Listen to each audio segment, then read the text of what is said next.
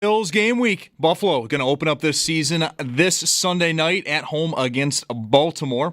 And to get this week underway, the Bills are reportedly bringing back another familiar face, wide receiver Gabe Davis.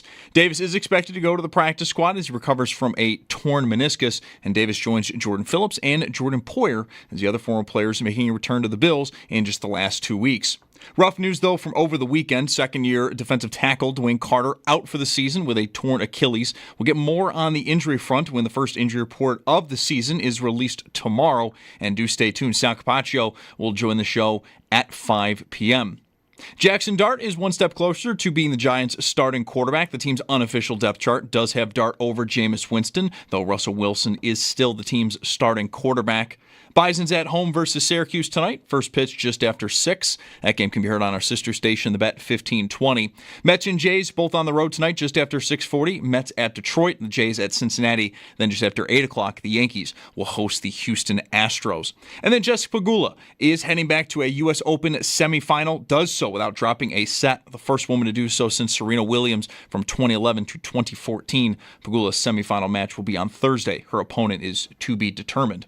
And Sports Talk on WGR is presented by Paramount Plus. You can't count on much these days, but you can always count on Sundays with the NFL on CBS and Paramount Plus.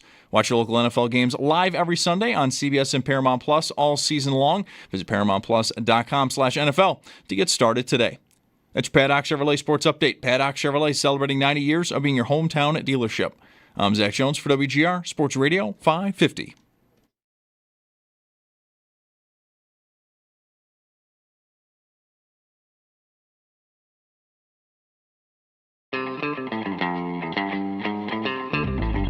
Mike Schopp and the Bulldog. I don't think that's a very good attitude. It's Mike Schopp. You don't think? You don't think? But I don't think you should be butting in when I'm talking to my team. You're my assistant, okay? You're supposed to back me up and go get me juice boxes when I tell you. Now go get me a juice box. You know who you're talking to? It's the Bulldog. I'm talking to the juice box guy. You're crazy. I'm not crazy. I'm just thirsty. Why don't you go to hell? No, you go to hell. While you're there, why don't you grab me a juice box? I'm no juice box boy, I'll tell you that. Yes, you are. No, I'm not. Yes, you It's are. Mike Schopp and the Bulldog on WGR Sports Radio 550. I kind of wish I had one of those. I believe the official term is artificial noisemakers. Like one of those, like New Year's Eve. Yeah. It turns midnight. Sure. To the next year, the ball drops, the whole thing. One of those. Like a paper. Yeah, paper. You throw it out. Yeah, right. You never use it twice. It rolls up and rolls as you blow it, it rolls out and makes that sound. Yeah. Yeah. I kind of wish I had one of those for today. Yeah, or maybe an air horn. Well, an air horn, that's just a lot. It might be a lot for the room. That's just a lot, but probably hurt us in something, the room. Maybe a party hat, one of those triangular hats with a little thing that comes down here, the string. Those of you watching on YouTube and Twitch can see it's sort of like this. I wanted to shave today too, but my thing broke. I don't need party hats or favors. All I need is that open with Mike Ditka and Will Ferrell yelling at each other. That feels like football season to me. The weather makes it feel like football season. You know it is. I mean, the calendar, the updates, like they all tell you. You already know. Like, it's on. And we have a couple of interesting, I think, news items here to talk about. Gabe Davis obviously would be one, or is that not obvious? Like, is he going to be relevant? Is he going to be in our chat? Gabe Davis this year. I think it'll be a while. But it makes sense that there would be a situation where they might feel very comfortable putting him in the lineup. I'm thinking of, injury-wise, like there's something happens to Coleman or really anyone, but really Coleman or Palmer, I feel like are the two guys for this outside receiver types. And then I think really while he ramps up and gets healthy, it's Tyrell Shavers better be on point if he's even getting dressed for these games, because I feel like Gabe Davis might be ready to settle into a role that we're pretty familiar with, and maybe even sprinkle in some special team stuff. And he can become Mac Hollins Mach 2. Like Hollins replaced him, and maybe Davis can replace Hollins ultimately if he, is willing to, and they trust him to do all that stuff that Hollins was doing. One of those days last week when you were away was, I guess it was Poyer. And the feeling that some fans really sort of, I think, carry around even, or just sort of gravitate to, that the Bills only want guys who've been here. And Davis just adds to that list. I mean, obviously he is that. I don't mind. I'm not going to get... Yeah. They're on a bit of a bender of that. I mean, that's Jordan Phillips that preceded Poyer, who preceded Davis, and now so we've got a triumvirate of guys returning within the last week, since I've been away anyway. I think Phillips happened after I left. They're riding that. But, yeah, I mean, I hope Poyer never has to play. Of the three of them, he's the one I hope the least has to play. He's been the best player of the three, the best Bill of the three, easily. But I just think the deterioration in his game that was already evident before he left Buffalo, the two seasons ago, we were already, I think, in trouble there, him playing. And so... I hope he just can hold Cole Bishop's hand and he never has to leave the field. And Poyer can help show him how to do all the things that need to be done correctly. So I think if he has to play, that's real trouble. Also, Dwayne Carter. I mean, I went right to the Worthy trade. I don't know. Doesn't really matter anymore how you get these guys once they're yours. But torn Achilles, out for the year. You can't blame anybody, I guess. No, that was a guy that I think was in trouble to make the roster if Ogunjobi wasn't suspended. Mm-hmm. Honestly, I did not. I talked to Sal about it. I think with you in the room. I brought it up a few different times. There's a lot of numbers there, and how is that all going to work? And here's Dwayne Carter. I think where I saw it was on Hard Knocks. He's got the Bills painted, like the Rex Ryan painted pickup truck. And as soon as I saw it, I just thought, dude, okay. I hope that works out for you. I mean, let's break down when you can paint your truck. Right, after a rookie season where you barely play. Maybe. What if Carlton Bailey, the year after the play against Denver, shows up in a painted truck? That's okay? I mean, he did one amazing thing. Right. He was kind of a backup. All right, well, I feel like that's above the line. Yeah. You have to be somebody that everybody knows first. But anyway. Yeah, so tough timing. But, Carter, he's on IR, so, the truck stays relevant. He didn't get cut. The truck stays relevant. He didn't get... I don't mean to be cute. The guy suffered a devastating injury. It's going to be hell to come back from, and, we'll see. Again, I don't think he was... I think as a third-round pick, it was optically going to be tough to move on from him, but I think the injury kind of saves him, keeping him on the roster for the whole year. Yep. Because he's on IR, and that's it. And I think in 6 weeks, when Ogunjobi's eligible to be reinstated, there would have been a decision to have to be made there. And I think he would have been the guy. I think, to me, the two kids from this year's draft are already outplaying him. I think the depth chart, even during the summer, reflected that. So I think he was in trouble to make the team. He is the player the Bills, if you will, won by the Worthy trade, from the Worthy trade. Right, it's the extra pick they got. He's the extra pick. And, you don't have to do it like this. Looking back on draft pick trades and other moves based on future events. But Worthy and Coleman, let's get this in before the season starts. Mm-hmm. Worthy and Coleman, so here we go. No Rashee Rice for Kansas City, and Worthy is their number one skill position player. I guess you tell me if you think it's different because I'm in fantasy land, but Worthy is a 3-4, we have a draft tonight, 3-4 turn kind of pick. Pacheco's later, Kelsey's later now, that's changed. And Coleman, you're one of them. Yep. I referenced this a couple times last week with other people, like Matt Waldman. Coleman has his fans, his believers, is probably a better way to put it. And so, I don't know, are we going to be doing that forever? Maybe not. Hopefully not, because it's little bit more than we need to walk around with, trying to compare those two guys like they have to be joined at the hip? I think that it's still, in my opinion, it's not unreasonable to do that. I think we'll still be doing that, and I think the Dwayne Carter piece of that will hinge on how both guys do. But, if Worthy becomes a star in year 2, and so does Coleman, then we're probably not referencing Dwayne Carter and the 3rd-round pick they got for making the trade. Because we got our guy, you got your guy, okay, great, push to some extent. Advantage right? push. But if Worthy outshines Coleman and Coleman stumbles, it's, the trade is going to be just like it was last year. I think we still haven't had a final, and this is not to be unexpected, we don't have a final ruling on like how that all worked out. But I think Worthy looks promising. So does Coleman, but Carter is now a non-entity. Worthy didn't have a season until late, but he did get there late, including in the AFC Championship. And then in the Super Bowl, they were down big by then, but he made a couple of plays there. So I'm sure Chiefs fans are optimistic for him.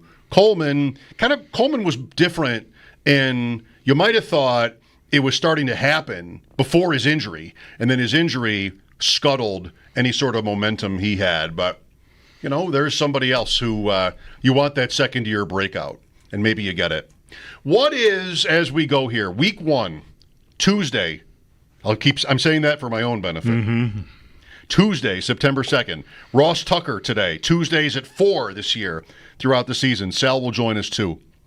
What is the number one concern about this season?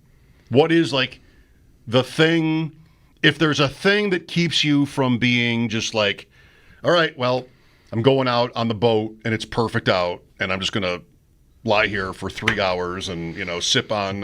what is the thing that's going to be gnawing at your brainstem? Yeah, what is the thing right. that you might be distracted by? Do you have one? I still think it's how efficient, how effective are they going to be at getting off the field on defense on 3rd downs? Okay. And I think that's still the secondary is squarely in it's the center of my unease about that, right? Corner 2. I'm just sort of catching up here and realizing that Benford didn't do much of anything for the past week or so, but that's probably just a slow play and he'll be fine. But still, that's a little alarming on top of what's been going on at the other corner spot. But yeah, I think. When you're reading about the potential for, say, like a 6th-round pick, now I know the Bills ended up doing this a few years ago and it worked out great with Benford, but they may be in a position where they've got to play a late-round pick at that spot, at least to start the year. We don't know. I didn't miss any developments on the Trey White front. Like when they did talk about it last week, it was we're waiting. I think it goes until tomorrow. Okay. That's sort of what it reads like to me. I just wanted to make sure I didn't miss anything late last week or something while I was away. So I might have. I think to start the year and even then long range, if Hoyt is going to be back, maybe he's even back for this game. I don't know, right? But if he's not, then we're sort of scrambling to piece somebody in there. And again, maybe it's a late round rookie. It's probably a little bit of all hands on deck. Maybe a few different guys will get turns there, especially if it's not going well. And that's the concern. And then there's the question about, is safety going to be better than just getting by? Which is how I would classify it last year. I don't think they had a great season. It didn't sink them, far from it. But if you were looking to improve there, you just got to kind of, put your hands over your eyes and peek out and is it working?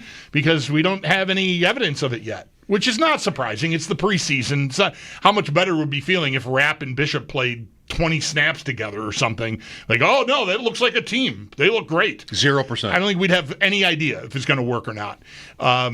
So that is still that.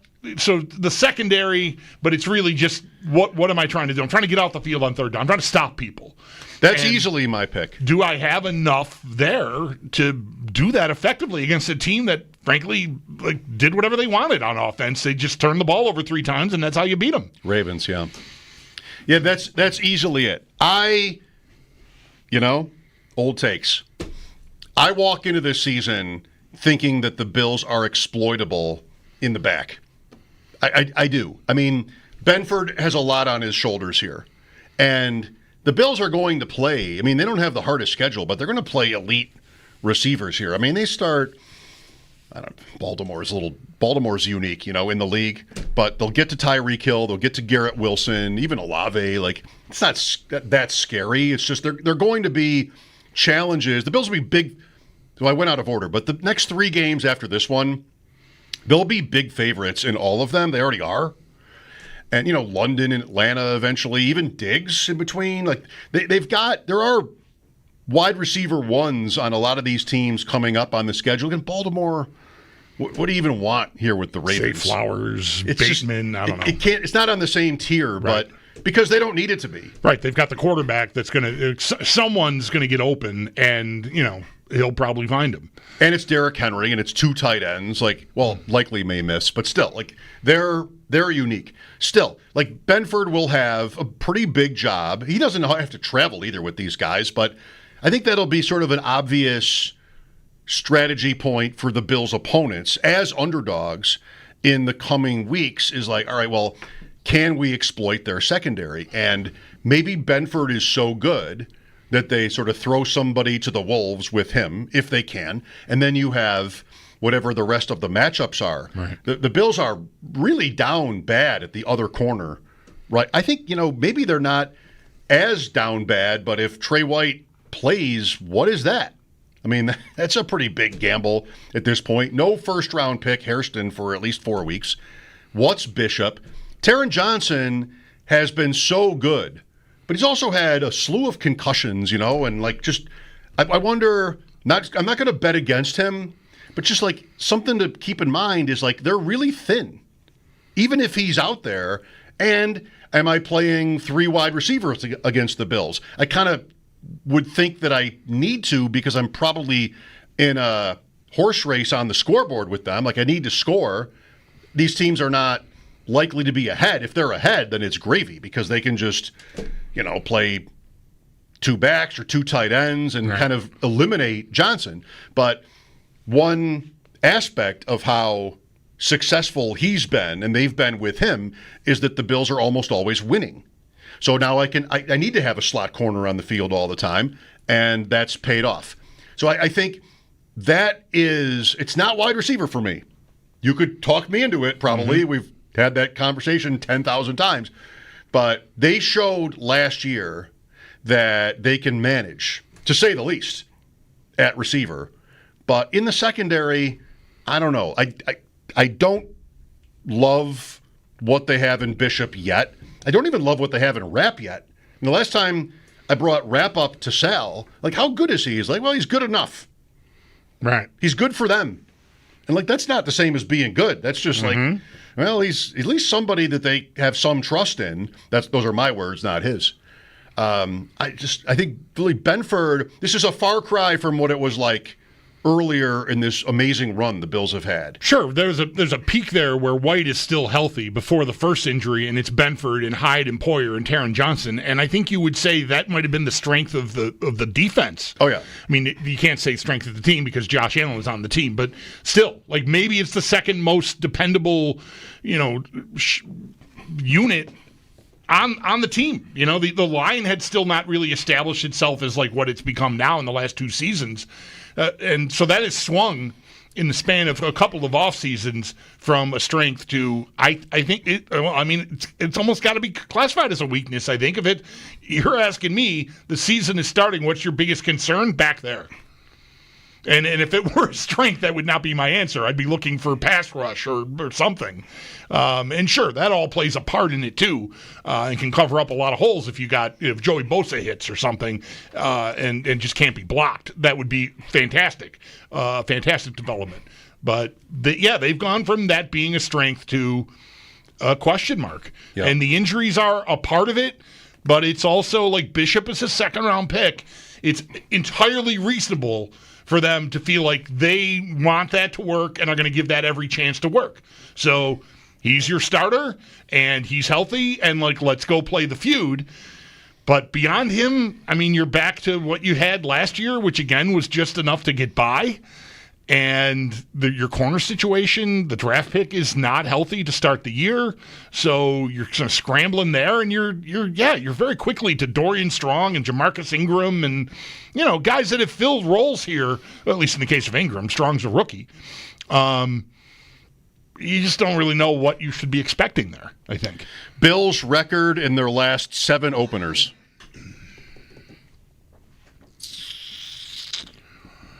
Huh.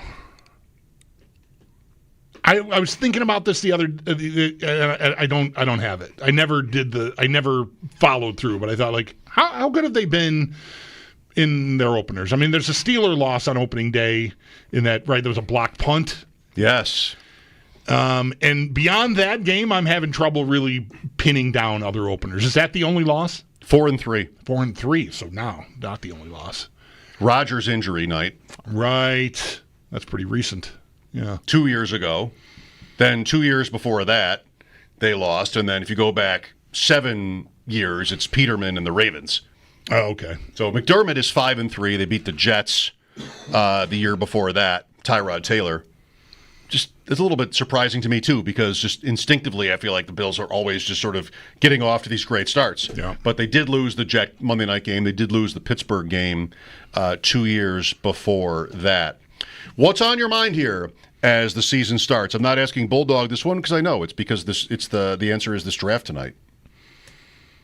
Oh, sure. Yeah, that's obviously you're so distracted. That's on my mind. Yeah, I can't. I can't. All the Easter egg references to it in the last 20 minutes. I can't stop looking at rankings. We still have this league. It is impressive, isn't it? In an ever-changing world, we've still got Yes. Paul as the commissioner of... Where's the Yahtzee machine with the draft order? Or did he already do that? I think he did, right? He already did that. He did yes. something. Yeah. Yeah, that's right. He did something. I know we're picking 5th. You and I?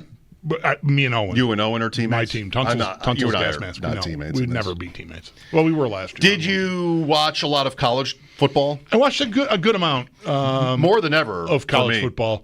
We had some trouble. There was no actual TV service. But I do have a kid that played junior hockey that didn't have subscriptions when he was on the road, and that world finds a way to find its way to sporting events. So we were able to, it dropped out a few times, but yeah, Saturday we watched a good bit of football. All day, and then a little bit on Sunday too. And I watched until about halftime the Belichick debut last night. Watching him lose is always pleasant for me. I got sucked into that, and I agree with that. I mean, who doesn't? It's great to watch his teams, him squirm on the sideline. He's got a whole new, well, not a new look, but a new logo, new colors. Right. Gray is not new. Light blue. And I thought, TCU, you never know. I mean, college football especially, because the range of quality within teams, among teams, is so vast. But here's North Carolina. That's a power conference. It's Bill Belichick. You'd think they'd have athletes. And TCU, okay, but not the SEC, not Alabama or anything, or Georgia. And they had the receiver number 7 and the quarterback. It was just whatever they wanted in that game. Wow, they cannot get a stop here. They get a stop on, I think, a 4th down, and then it's a pick 6, late in the first half, and it's a blowout. I missed the 7-0 drive. So I walked in, North Carolina was already winning. It was a great start. Right. Look at this. New era. I'm already pimping our bet on Belichick's future. His odds of winning an NFL playoff game, I think, just got shorter. Look at this. North Carolina. They took a success 7-0 lead, and then I think didn't score again until it was 41-7. Yeah. If I remember right. I think they got a field goal at the end or something, right? Yeah, so just it's tough. Complete blowout. But yeah. I didn't get to see Ohio State, Texas. I was playing golf. Your thing with Joe.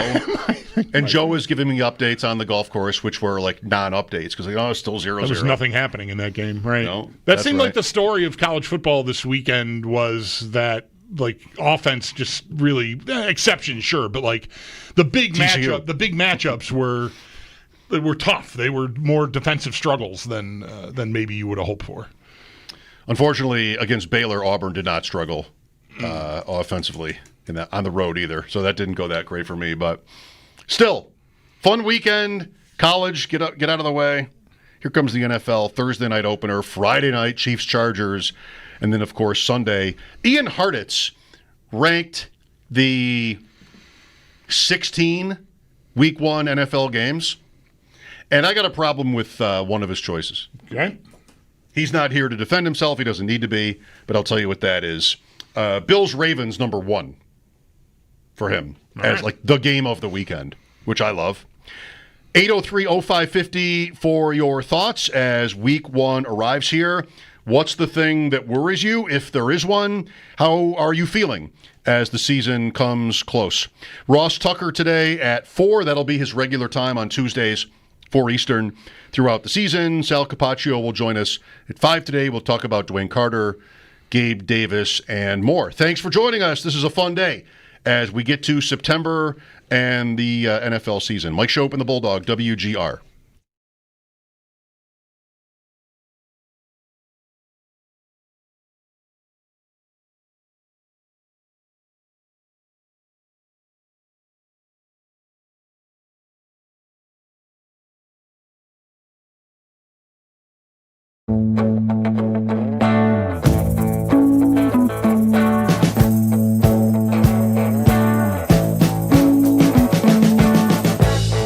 We've been living in sin so long, all the feels are gone. Fella stopped me on the street last night, said everything's alright. Roller coaster, make it through the day upright. It seems your meal ticket is gone, but life goes on. I could never imagine something better. Yeah, right. Now you're cooking on high heat in the middle of the street. Roller coaster, take me to a better time. Let's go! All sing your high line with the roller coaster of life. Yeah. It's time to all choose your timeline on the roller coaster of life.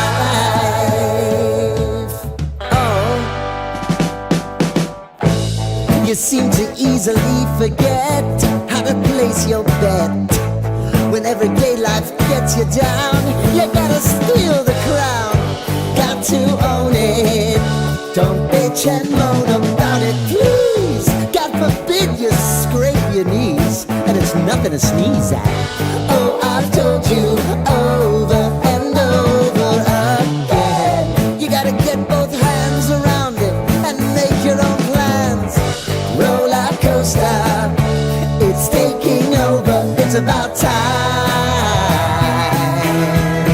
Oh, all sing your high line on the roller coaster of life.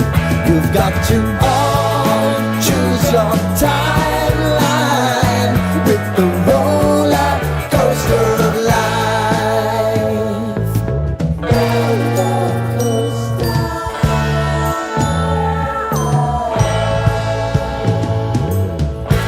I want to go down the rabbit hole, down the rabbit hole.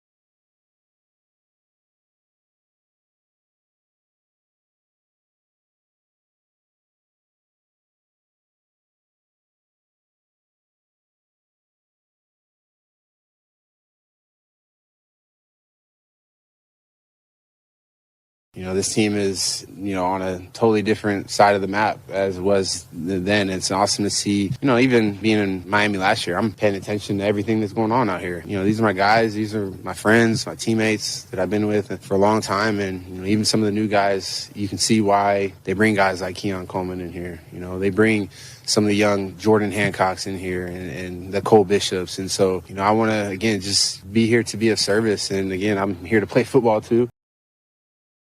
Jordan Poyer, one of the now several ex-Bills who are Bills again. Gabe Davis being the most recent that was reported today. Always, often amused by the wording in the tweets by the insiders who get told what's happening and then can just say it and have no competition because the team keeps it just for them. Like Adam Schefter on Gabe Davis, which was Davis initially will be on Buffalo's practice squad as he continues to recover from last season's torn meniscus and gets ready to return to play. None of the usual kicker, like for me and Rappaport, a veteran signing for a Super Bowl contender. A big move. Just like some meaningless last line. But, specific on the injury. And implying, I think, by how it reads to me, that he's really not healthy yet. And, Davis has his critics, and I've said on this show a lot, it's sort of strange to me how many Bills fans are among them. All they did was today sign a 26-year-old big receiver at a position everybody whines about constantly that's had one of the best playoff games in league history and is third or fourth all time or something on playoff touchdown catches, whatever it is. That's all, 26 years old. Not even 26 and a half. You're big on the halves when it comes to ages. I've thought that. Okay. I've noticed that. It's not something I've ever noticed about myself, but, he's not even. I'm lacking for objectivity. You're too close to the sun on this one, but not even 26 and a half. Why not? So, why not indeed? Let's just see what it is.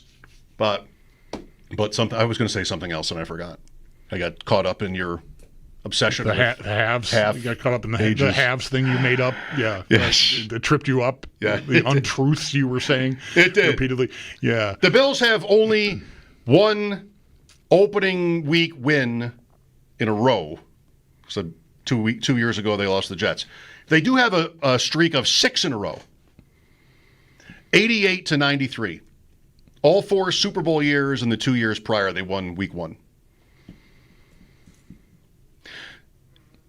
Thank you for that. Ian Harditz ranked the 2025 week 1 matchups. All right. What, is there something just in? No. Sorry, everyone. Sorry to you. Sorry to everyone out there. No, I just realized that I wasn't completely ready for today's show. It's week 1. I don't have the full slate of games open on my browser. Oh, I need to get there. I need to. It's a mouse click away. There it is. But you might need to get us the TV. Usually, I already looked at that. You want to guess? Yes. Are there 2 1s? Yes. Jets and Giants. Yes. And then 4. What's the best game? 4 is pretty good. 4. I think you're going to like 4. I guess I have to look to see who's at 4. Then it'll be obvious. Right. You want me to just tell you, or you want to look? You're going to look. Okay. Detroit, Green Bay. Yep. Obvious. That's the Fox. No, it's CBS. Excuse me. I assume that'll be Nance and Romo in Green Bay for Detroit and the Packers. Yes, we get the Washington hosting the Giants at 1 o'clock on Fox, and on CBS we'll get Pittsburgh and the Jets. How original. Yeah. I went looking because I've known, Friday is a special night. It's a standalone streamer game where there's no, it's not a local game, it's not a Bills game, so we don't get, some alternative. I'm like, yeah, I think that is Friday one of those. I went to look at the Fubo guide to see what football games were coming up, and sure enough, Friday's not listed because it's a Peacock game. No, it's YouTube. Oh, it's YouTube. Sorry, YouTube, but it's free. Oh, well then, so I don't have to go out then. Okay, good. This is informative to hopefully our audience and not just old guys like me. And my guy Pete Overzet from the Ship Chasing family is one of the 17 analysts. Oh, wow. Okay. He's the fantasy analyst for this game. Well, the Chiefs-Chargers game we're talking about, right? Right. Friday night, right. Yeah, for some reason I thought, whatever. Not for some reason. I made a mistake thinking that was Peacock, but that's YouTube. Okay. YouTube, free. All right. So I don't need a YouTube TV subscription. I can just watch it on YouTube. Yep. Okay. As far as I know. All right. Good to know. I don't have to go out Friday night.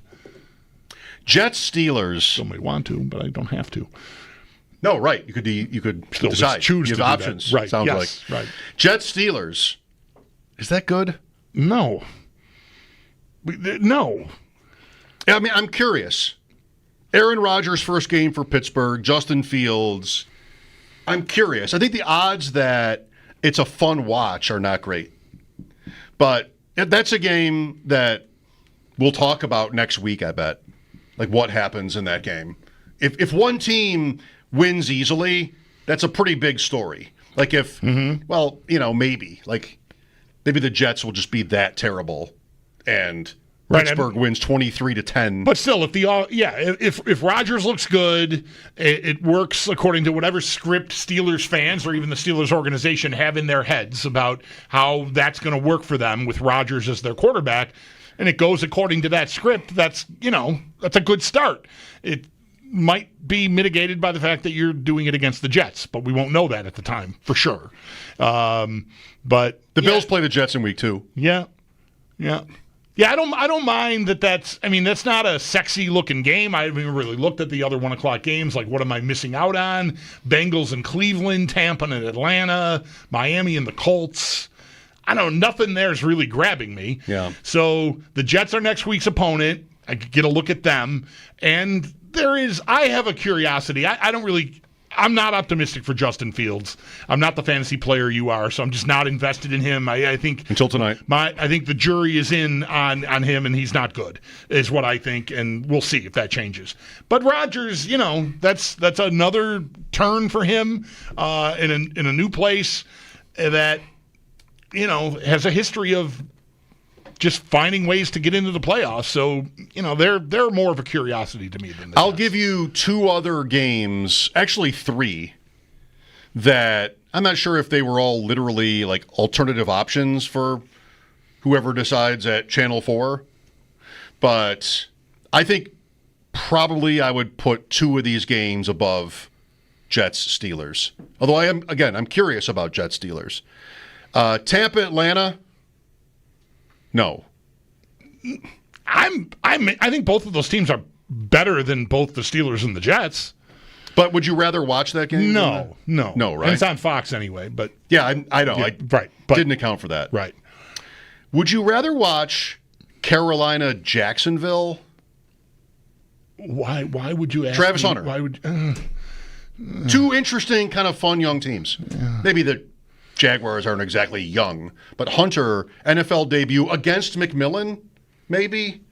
I like that a little bit. Like if I'm out, I'll definitely have my eye on that. Yeah. I want to see what Ted McMillan can do, how much he plays. Right? Isn't that one of the bigger questions about week 1 in the league is how much Travis Hunter do we really get? Mm-hmm. And, I have a great question for you about him, by the way.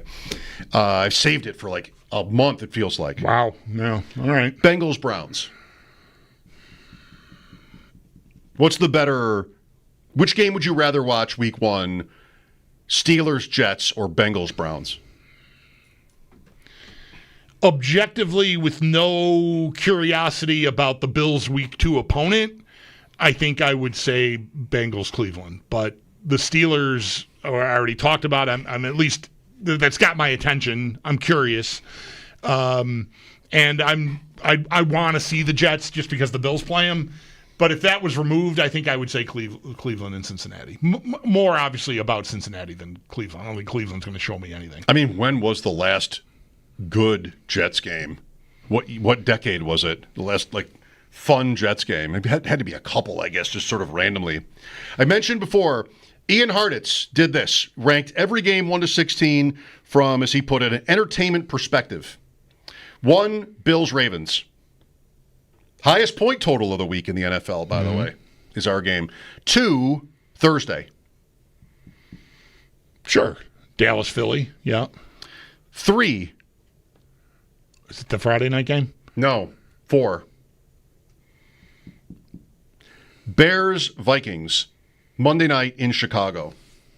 Why can't I ever, well, at least to this point, warm up to a Bears game in prime time? Because you have eyes and you're 53 I have years old. eyes. I have eyes and a memory. You've been watching football for a long time, and the Bears are never good at this. They're never fun. It never happens. Also a curiosity, so is McCarthy. Yeah. In Minnesota. I like that game. I don't know if I like it more than Green Bay, Detroit. Yeah, Green Bay, Detroit is really the only other answer, I think. Or Green Bay. Kansas City Chargers. Why did Ian put the home teams first? What is he? John Champion? Why is he soccer? Why is he putting the home teams first? Detroit at Green Bay. Micah Parsons, you missed that on last week. Yeah, I did, yeah. Incredible, right? Yes. It's incredible. It's incredible that it happened and that the ownership, which is also the GM in Dallas, is so petty and awful that he intentionally referred to Parsons by the wrong name over and over in the press conference.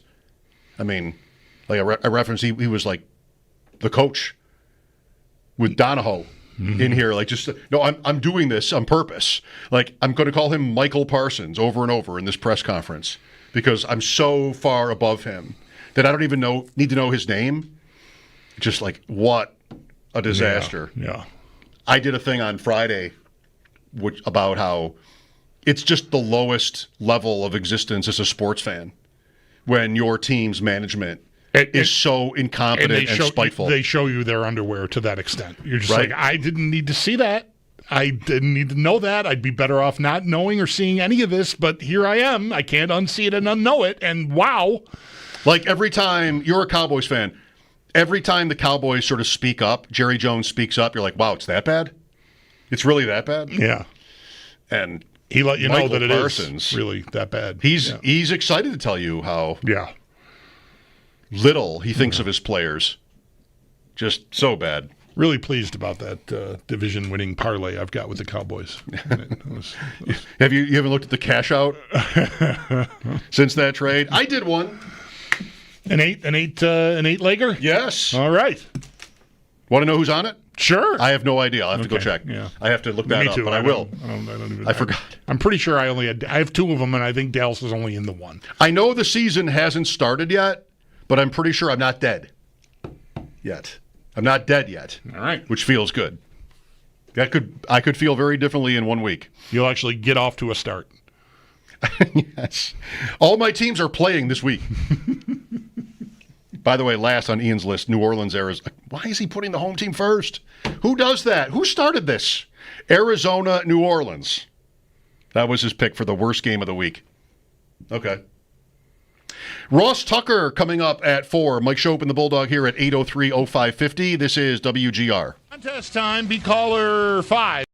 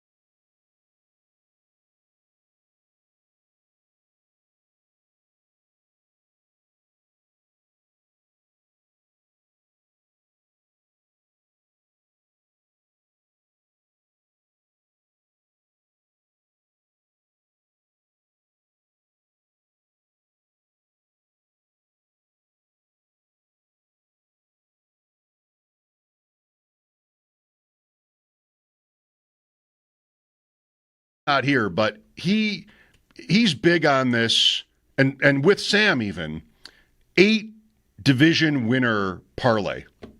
And he and I had a fun couple of days, Bulldog and I, over the offseason, like sort of trying to put that together. And there was one day where, why is it going to pay me less if I pick Detroit instead of Minnesota in the NFC North, even though Minnesota is the bigger underdog. I still haven't dug in, and I like this about myself. I still haven't dug in hard enough on these to really analyze that, but I did today come up with a bet that I made, 8 division winners. And, come on.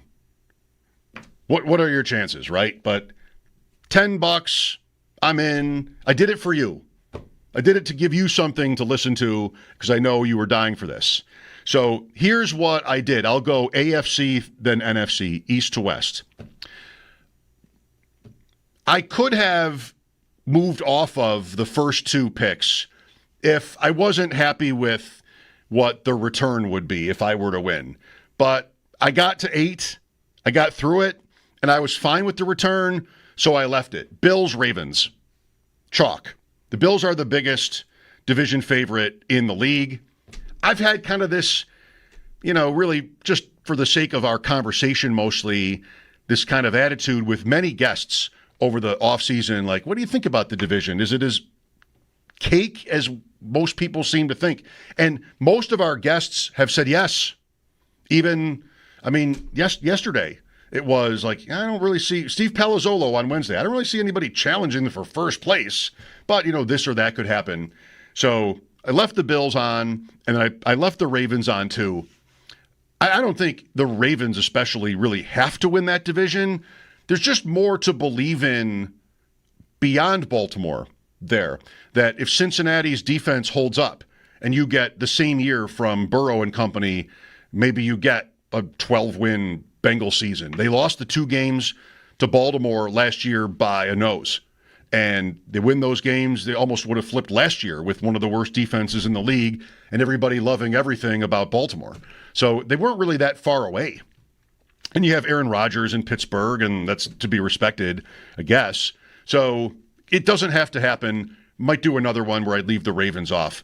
I started Bills, Ravens. Now I know when I get to the AFC South, I've got to get creative.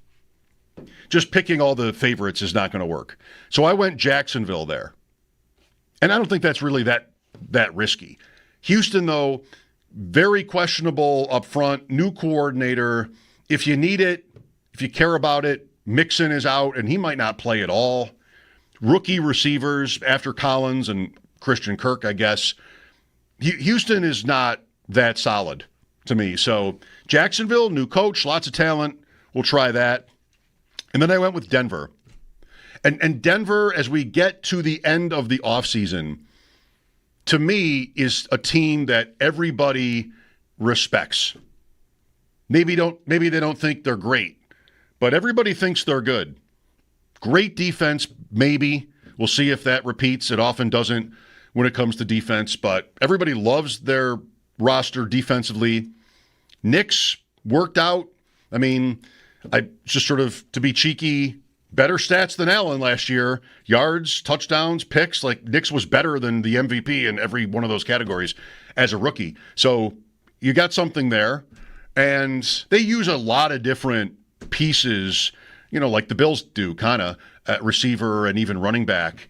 But Sean Payton was a success last year there. And then maybe they're better, and maybe Kansas City just has, I don't know, it's lame.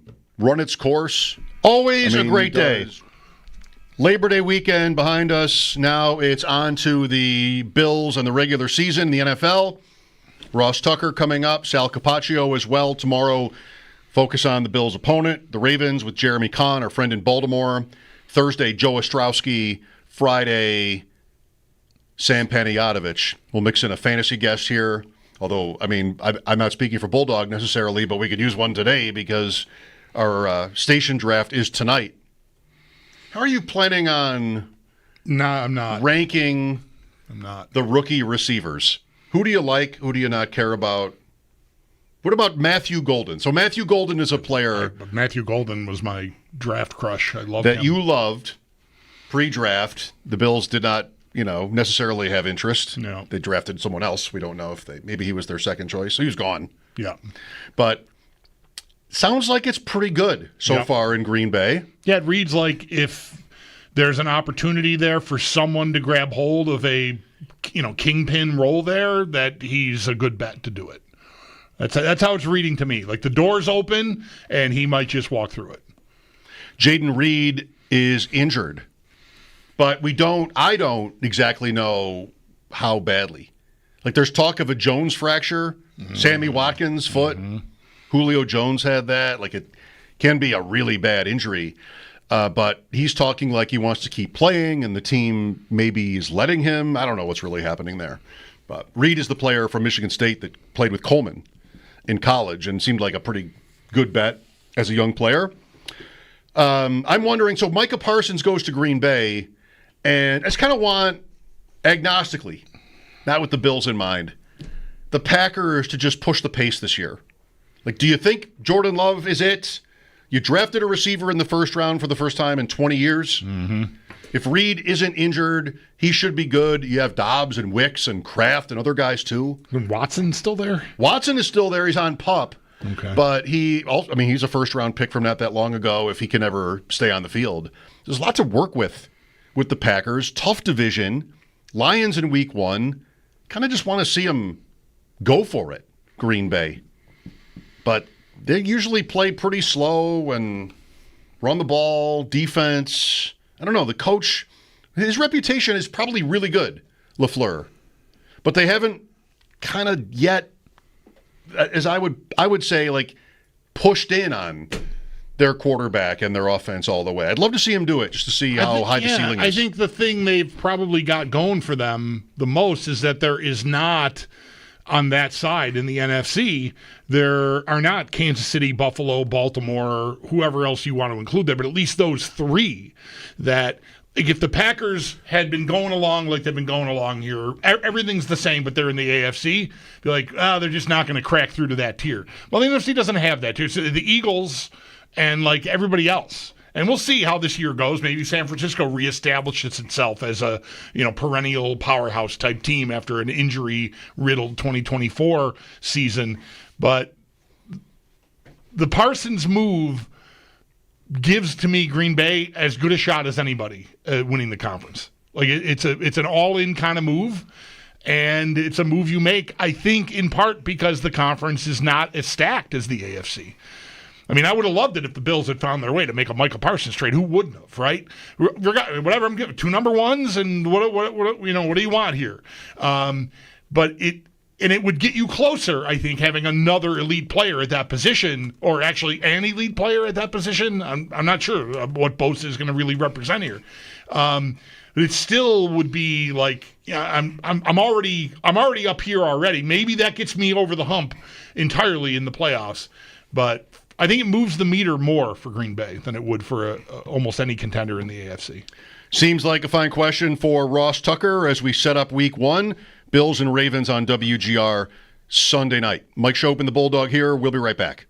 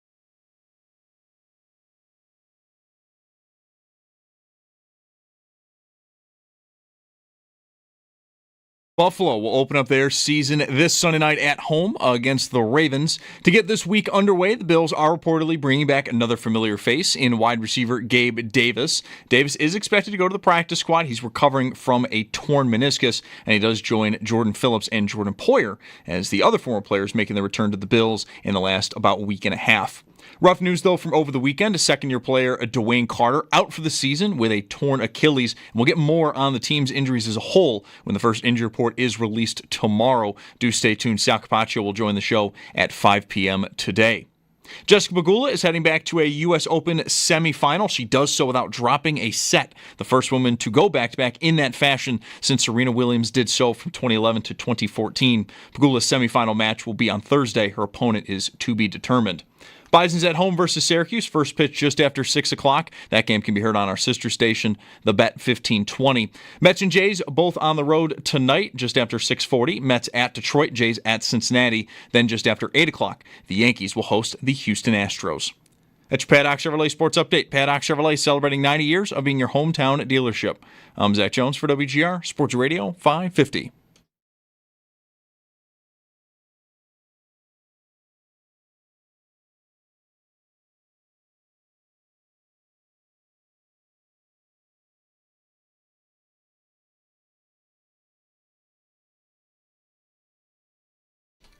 Welcome back. Mike Schopp and the Bulldog here.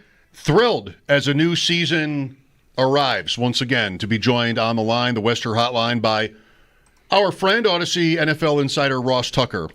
Make sure to check out the Ross Tucker Football Podcast, daily NFL podcast on the Odyssey app or wherever you get your podcasts. Ross, here's to a new season. How are you? I am fantastic. Here's to a new season. Huge game for you guys Sunday night. Great to talk with you again. I appreciate the flexibility, moving it up an hour. You know, I've learned that when you're a head coach of your kids, you can make the practice time whenever you want. When you're the assistant coach, the practice time is when the head coach makes it. So I don't know, unless he changes things, I don't know if I'll be available at 5. So I'm glad we're doing 4, although volleyball season only goes till the end of October. So maybe if you guys want to switch back to 5 later, we can do that. I don't know if it throws people off or whatever. But anyway, I'm glad we made it work. Same here. So it's week 1, and we'll get into this pretty big matchup here to start the season. No tiptoeing into the pool here for the Bills or the Ravens. I want to ask you, though, from your experience as a player, what is this week like? Like, I'm looking at this as an analyst and trying to predict outcomes, fantasy football and betting, whatever else. And it seems like, well, just sort of logically, it's the hardest season to know what you're going to get, or the hardest week, rather, I should say, to know what you're going to get. Is there any of that as a player? I mean, is preparation different this week than later? Yeah, it is, because you don't really know what to watch. You know, it's funny. I got for radio Cowboys Eagles Thursday night for Westler 1, and then Sunday my game is the Arizona Cardinals and the New Orleans Saints. And so, like, the New Orleans Saints have a totally new coaching staff, right? So you really don't know what they're going to do schematically in that opener. You know, the Eagles Thursday night, they have a new OC. So not only are you don't know what the Eagles are going to, the new wrinkles for them offensively, but then the Eagles aren't even saying who's starting at 3 different positions, corner, safety, and linebacker. So it feels like there's always more unknown with week 1. There's also just a higher level of excitement. You kind of just went through the worst part of the year for whatever it was, 6 or 7 weeks, and now it's like, okay, you know, this is our team. I'm on the roster. I'm getting paid. You know, we got through the hard part. We're at the fun part, or the more fun part, about to get this thing going. You're excited for the full stadium and for the promise of what could be. It's one of the best weeks of the year. There are some issues from a preparation standpoint, but the coaches usually do a good job of that because they watch so much, right? What's really interesting for the Bills and the Ravens is that, you know, they just played each other. You know, I mean, that was like late January, so that is rare, I feel like, for an opening week to have a game tape you can watch that should be mostly the same guys, the same coaches. There should be a lot of carryover. Ross, year to year, how different would your view or any of your teammates' view of what the season was going to hold or what you thought it might hold? How much would that vary? Like, were there years, or was every year the same? Like, we're good, let's go. We're everybody's 0-0. We can go win the division. Or were there years where you knew, like, we don't have it, but I'm here, good. I'm gonna do everything I can, keep my spot. But the big picture, we probably don't have a team that's really going to contend for much. Like, is that a little too real? Is there like a denial of that from a player standpoint that you would want to avoid? So, what's interesting about that, okay? The whole week is designed to prepare you to beat the opponent that week. And so you come in Wednesday, and the coaches spent every hour Monday and Tuesday coming up with this plan. And the reality is, on a week-to-week basis, you really do think you're going to win every week. Because on a week-to-week basis, they come in and they're like, hey, they're doing this, and we're going to do that against it. And this guy's not playing that well, so we're going to attack him here. And then you do all these things Wednesday, Thursday, Friday.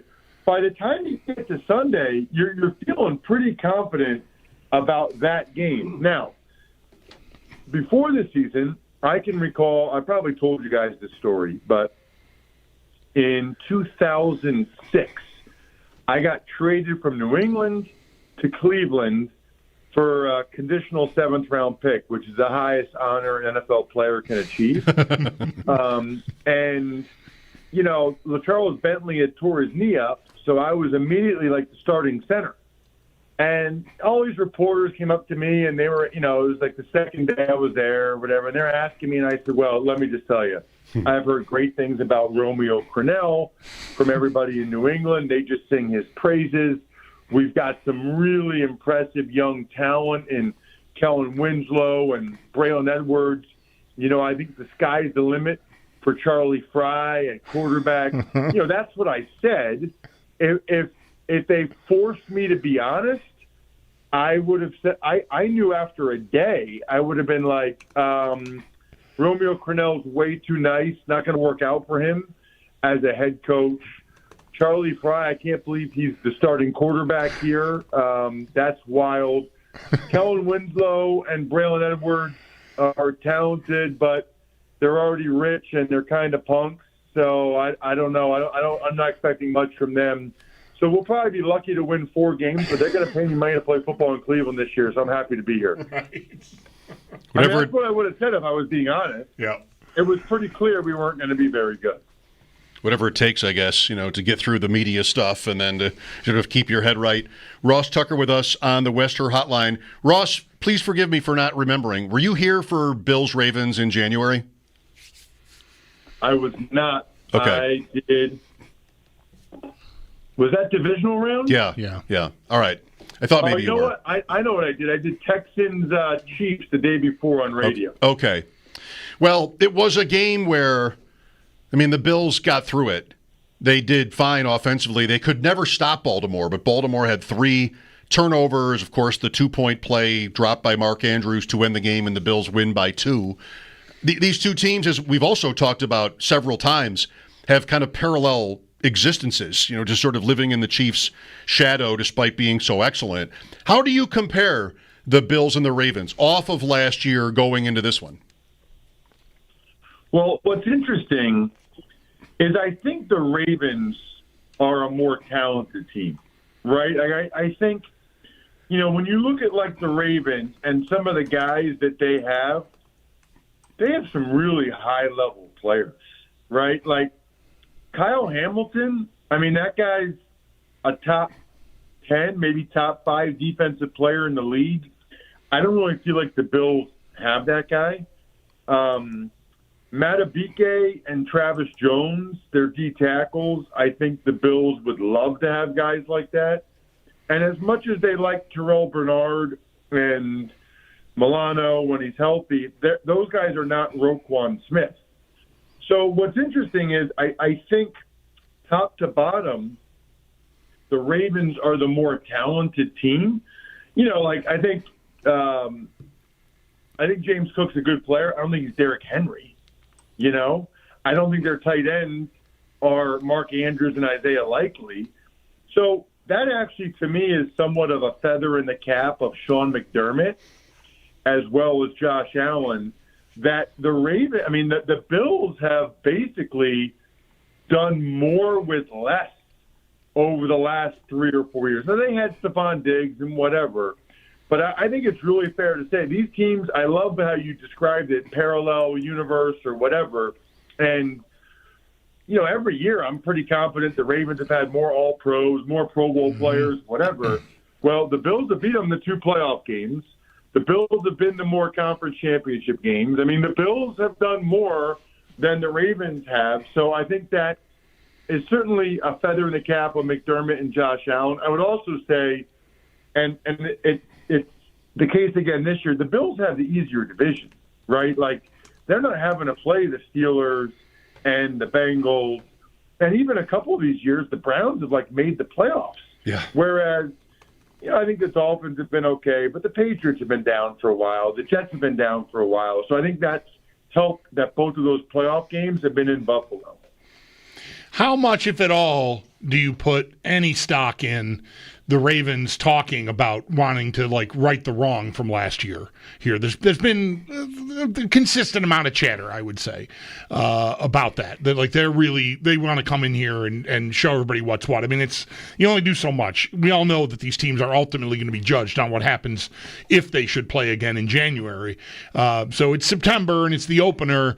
But is there anything to be gained from pouring a lot into, we want to show these guys that we can handle them?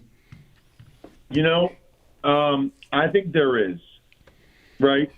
I mean, there's always motivation. It's the opener.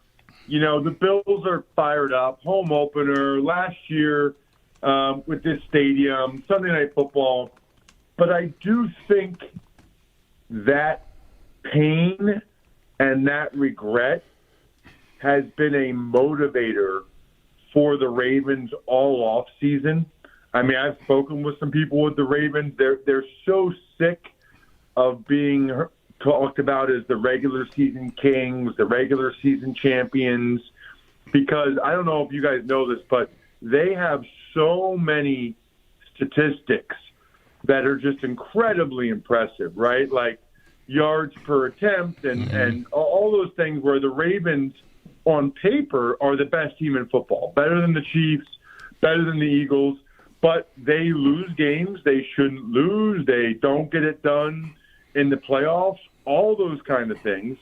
But I think they are supremely motivated. I said this on the Even Money betting podcast today. I like the Ravens in the game. I do think that matters. I think the Bills have an edge to bounce back and win the Super Bowl and all those things. But the Bills aren't playing the Chiefs Sunday night. The Ravens are playing the team that they've been thinking about. And so I do give an edge to the Ravens because of that. Yeah, I think it's a good question. Bills favored by 1.5, total 50.5 on Sunday night. Ross Tucker with us here on WGR. Mike Schopp and the Bulldog Insider Calls brought to you by Nationwide. For your insurance and financial needs, Nationwide is on your side. Boy, I slipped there. I didn't even have the mayonnaise thing from last year to trip on. All right, Ross. Well, these Bills versus last year's Bills. Offense mostly the same. I mean, a couple of changes at wide receiver.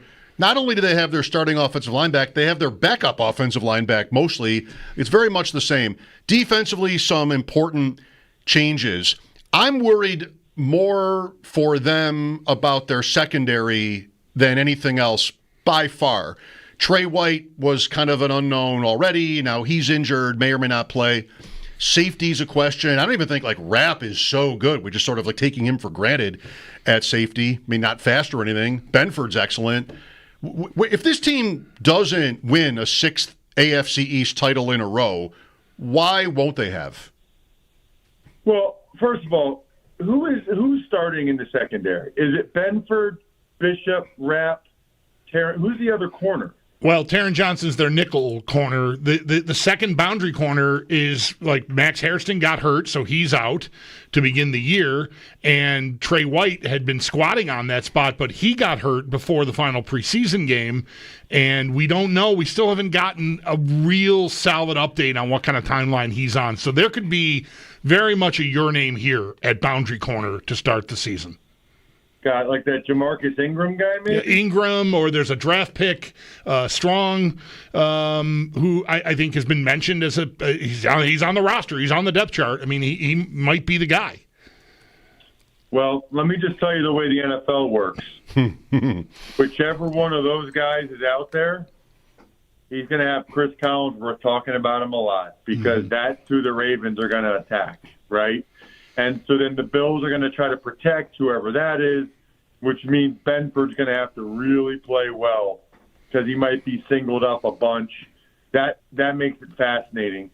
Honestly, Mike, barring a Josh Allen injury, I would have a really tough time picturing anybody else winning this division. I mean, I think the Bills are 4 games better than anybody else. I think the Dolphins are going the wrong direction. There's a lot of hype around the Patriots that I'm not like. I think they'll be better, but I'm not buying this 9 or 10 wins in playoffs. Did any of these people watch the Patriots play football last year?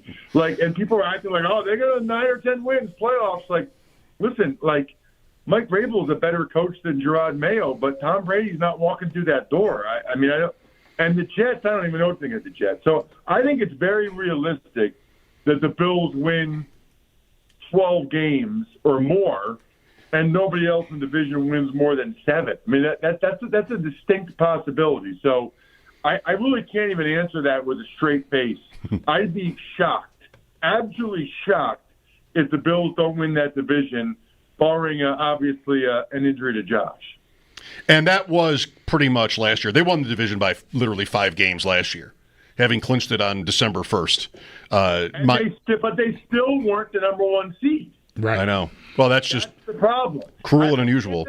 It's enough. They need to be the number 1 seed. Think about it. I told you guys I have this betting podcast, right? Even Money. Think about the difference between having to win 2 home games to go to the Super Bowl versus 3 games, an additional game, and at least one of those games is away. It's a big difference. Like you think about it, it's like a 2-game parlay versus a 3-game parlay, right? Like you're adding a whole other leg to your card there, to your parlay. There's no reason, especially with how good the AFC West is, with the Chargers playoff team. That's what makes what the Chiefs did last year incredible. Both the Chargers and the Broncos made the playoffs, and the Chiefs still had by far the best record. I mean, and by the way, the Raiders are going to be better this year. So the Bills need the number 1 seed. They need to win all the games they're supposed to win, and more than their fair share of the swing one. Sunday night's a swing one. Sunday night a big one, yeah. Big one to lock in. Yeah. The third leg. What do you think of the Chiefs going into this year, Ross? The other top tier team in the AFC. Yeah, I think that they are. They're my favorite in the AFC, right? I mean, it's like I'll believe somebody else will beat them when I see it. I think they're better at left tackle with this rookie Simmons than they have been. I think it's scary to think that they could have Xavier Worthy, Hollywood Brown, Rashee Rice all on the field the last 10 games of the year at the same time. And I've had multiple people tell me that Travis Kelce basically went psycho this offseason because he wants to finish his career on a high note and is in tremendous shape. And they're expecting him to have his best year in a few years. So I'm taking all that, and I think the Chiefs will have a worse record, but be a better team. I don't think they're going to win every 1-score game for the rest of my life.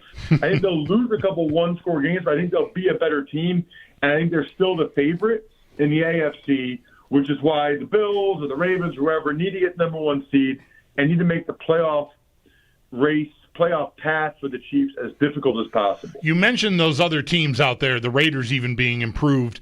Do you think Denver and the Chargers take a step from being playoff teams last year and even challenge KC for the top of that division, or is that a bridge too far? I do not think the Chargers do. I think the Rashawn Slater injury is significant, but I do think the Broncos have that in them. Yeah. I mean, I think Peyton's a heck of a coach. Their defense is awesome. Their O-line is awesome. If Bo Nix can take that next step, I think it's definitely, my guy Steve Fezzik on Even Money today. This is the second week in a row where he said he thinks the Broncos are very live to win that division. I'm not going that far, okay? But I do think that's within the realm of possibility, yes. Not for the Chargers, but absolutely for the Broncos. Everything you said, whenever it comes to my mind, I sort of put on the same voice you did, just incredulous as to how last year didn't ever break right for the Bills in the standings. Everything you said, plus they had it clinched with a week to go so they could rest everybody in Denver for that game. It's unbelievable. Unbelievable. That should have been a beast of a game. That should have been a beast of a game for them. Denver was playing for the playoffs on the road, altitude, and they got to, sit in lounge chairs. And then how about this? Then they get a week off. Then they play the Texans at home while the Bills have to absolutely destroy themselves against an awesome Ravens team. Now, the flip side is we can say that, Mike, but the year before, the Chiefs did it. They went to Buffalo and won. They went to Baltimore and won. The point is we know they're really good, but you still want to increase their degree of difficulty every year in the playoff path, and they did not do that. It's so reminiscent of when the Patriots had the 1 or 2 seed and they were home and they were in the AFC. And it's so reminiscent of the Brady Belichick years. It's fascinating. It is. I did a rant on this the other day. Just nobody needed the 7 seed in this sport. Like, it was perfect before, where 1 and 2 would get the buys, but 1, I know I sound like sour grapes, but this is really how I feel objectively. Like, 1 gets home field, but 2 gets the week off. I mean, you go way back, then all the division winners had buys, and there was just the 2 wild cards. But who asked for the 7 seed? Who was out there, Ross? Maybe somebody on your Even Money or one of your shows, your many shows, was like, you know what the sport really needs to become popular? A 7 seed in each conference. And these teams always stink, and the games are bad, but we had to have them, and it amplified that advantage that the 1 seed gets. Again, I'm sure I sound to somebody just passing through Buffalo like, oh, listen to this guy, right? The Chiefs, to your last point, the Chiefs actually did win it the year before from the road, but still, nobody needed it. 2 things. Number 1, you're right. I think they've overly weighted the number 1 seed. If anything, I would think at this point, add an 8 seed to the playoffs and at least make those guys have to play that first week. I mean, they added the game for money. I get it. Money is good. We like money. I was a player. I get it. But then add an 8th team and have the number 1 team have to play for even more money so that it's not that overweighted. Right. The flip side of that, Mike, is like, okay, then go get the number 1 seed. Yeah. If that's the way it is, then go get. If it's that important and we all recognize it is, then get it. Right. Ross, thank you. It's such a privilege to have you on every week during the season. We're glad it's here. Absolutely. Great to talk with you guys. Can't wait till next week. It should be a fun one Sunday night. Enjoy New Orleans. That was Odyssey NFL insider Ross Tucker. Make sure to check out the Ross Tucker Football Podcast, daily NFL podcast, on the Odyssey app or wherever you get your podcasts. All right. Yet another signpost. Yep, that's in the books. The season is here.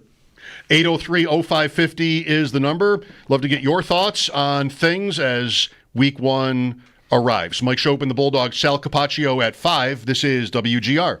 Rice's suspension, it feels like nothing can really penetrate them, but you just don't win forever. So Denver's live. I think they're good. A couple of swing games, and maybe you get there for first place. Then NFC, I went Philadelphia because I didn't have a better idea. I just don't really trust Washington to be the same team. Just a spike year like that. And there might be a little bit with the Eagles of, well, nobody repeats in that division. No way they have sort of the smooth trip like in a horse race, they might say, as last year. So they have to throw more. Not everybody loves Hurts as a passer. I think there could be a sort of skepticism about the Eagles that I'm just going to bet against here and take them. And it wasn't like a huge price. Can't get with Dallas anymore. And I think the Giants might be okay, but I doubt first place. I mean, that'd be pretty crazy. So Philadelphia, and then I liked this idea partly because of yesterday. Minnesota. I think Detroit is okay here too. Just kind of playing off the idea that maybe we're all going to overreact to Green Bay. The trade is incredible. I hope that, I mean, Matt LaFleur, most people, I don't say different really, most people I think consider him really good. They've won a lot, but they haven't won big. And he had the MVP quarterback for a couple seasons, and they paid Jordan Love huge. They haven't really gotten there yet. And I wonder if, I said this, even yesterday, before the Parsons trade, is Green Bay ready to sort of put its foot down, like ready to go for it? They run the ball a lot. They don't run very many plays relative to the rest of the league. It's all pretty safe. Do you believe in Jordan Love or don't you? Wide receiver in the first round. Now this trade, I mean, Green Bay had better come out going. Next week, they open with the Lions at home. Perfect. Make your statement. Do we need more time to acclimate Micah Parsons? I would hope not. They have a Jaden Reed injury that might be a little bit of annoying for them, but I just, in terms of this particular parlay, though, I went with Minnesota because I think the roster is great. And, O'Connell, the coach, has gotten his quarterbacks off every time. And Justin Jefferson, the same every time. They bring in Adam Thielen to put with Jefferson and Hawkinson to start the season. They get Jordan Addison after 3 games. Aaron Jones, Jordan Mason. I like the Vikings. So they were the third choice. Gave me a little bit of juice here for this parlay. Then I'm going to skip the NFC South for dramatic effect. San Francisco is the favorite in the West. A super easy schedule. It was interesting to talk to Steve Palazzolo about that division on Wednesday. At the end of our conversation, which I really enjoyed, I asked him, is there a dark horse for you in the league this year? And his answer was, I think anything can happen in the NFC West. Maybe Seattle with Darnold. If they get the offensive line right, maybe they're legit. Arizona. I can't just bring myself to consider Arizona as good. I mean, it's happened. Kurt Warner, Carson Palmer, even Murray got them to the playoffs. It's happened. I liked his argument, his logic. Okay, maybe.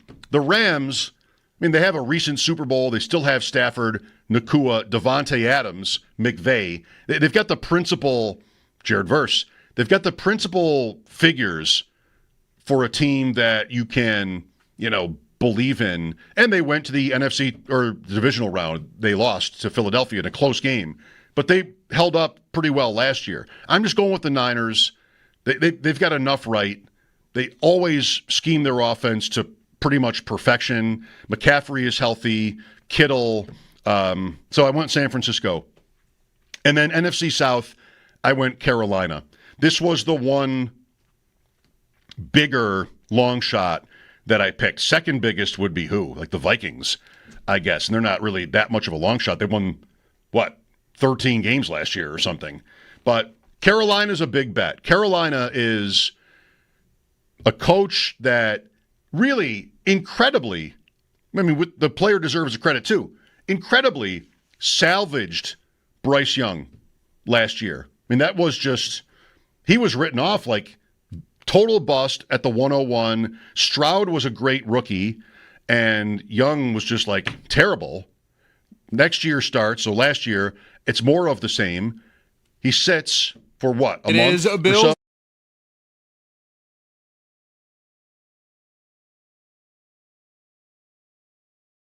Bills are reportedly bringing back another familiar face, wide receiver Gabe Davis. Davis is expected to go to the practice squad as he recovers from a torn meniscus, but he does join Jordan Phillips and Jordan Poyer, as the other former players making a return to the Bills over the past week or so.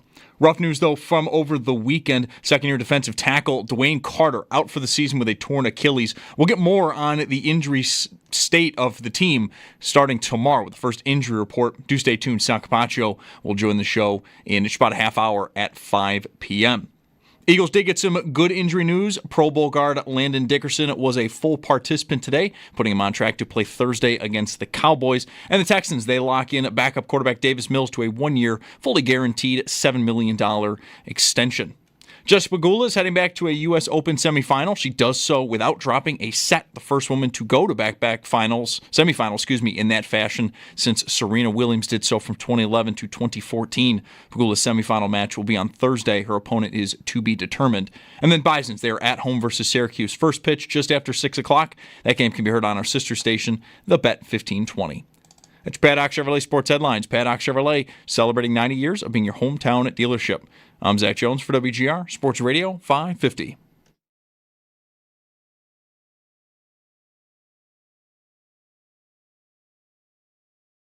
I think the Dolphins are going the wrong direction.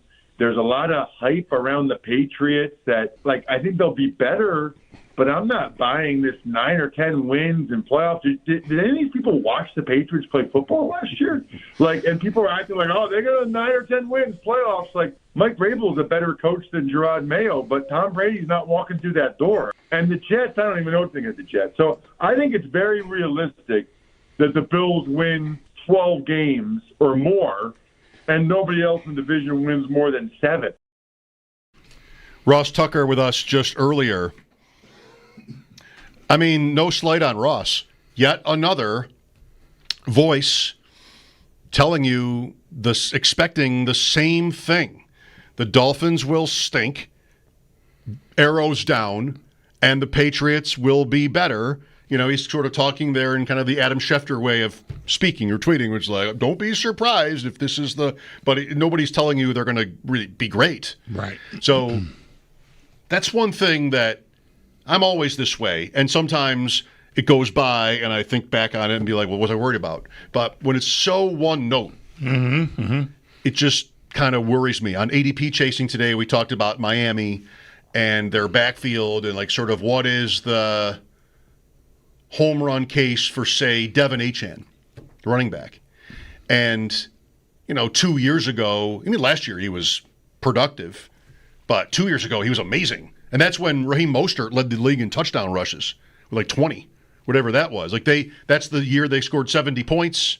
Whatever the year that is what I mean by thinking back to it. I think it's 2 years ago. That year went by fast for the Dolphins. They scored 70 points and beat Denver in week 3, came here and got boat raced, and then it went to the week 18 game that they lost at home, and then they go to Kansas City and it's -50. Right. Yeah, that's right. That was that year. So everybody's got the same attitude, it seems, on the division, which is New England is interesting. Miami is trending down.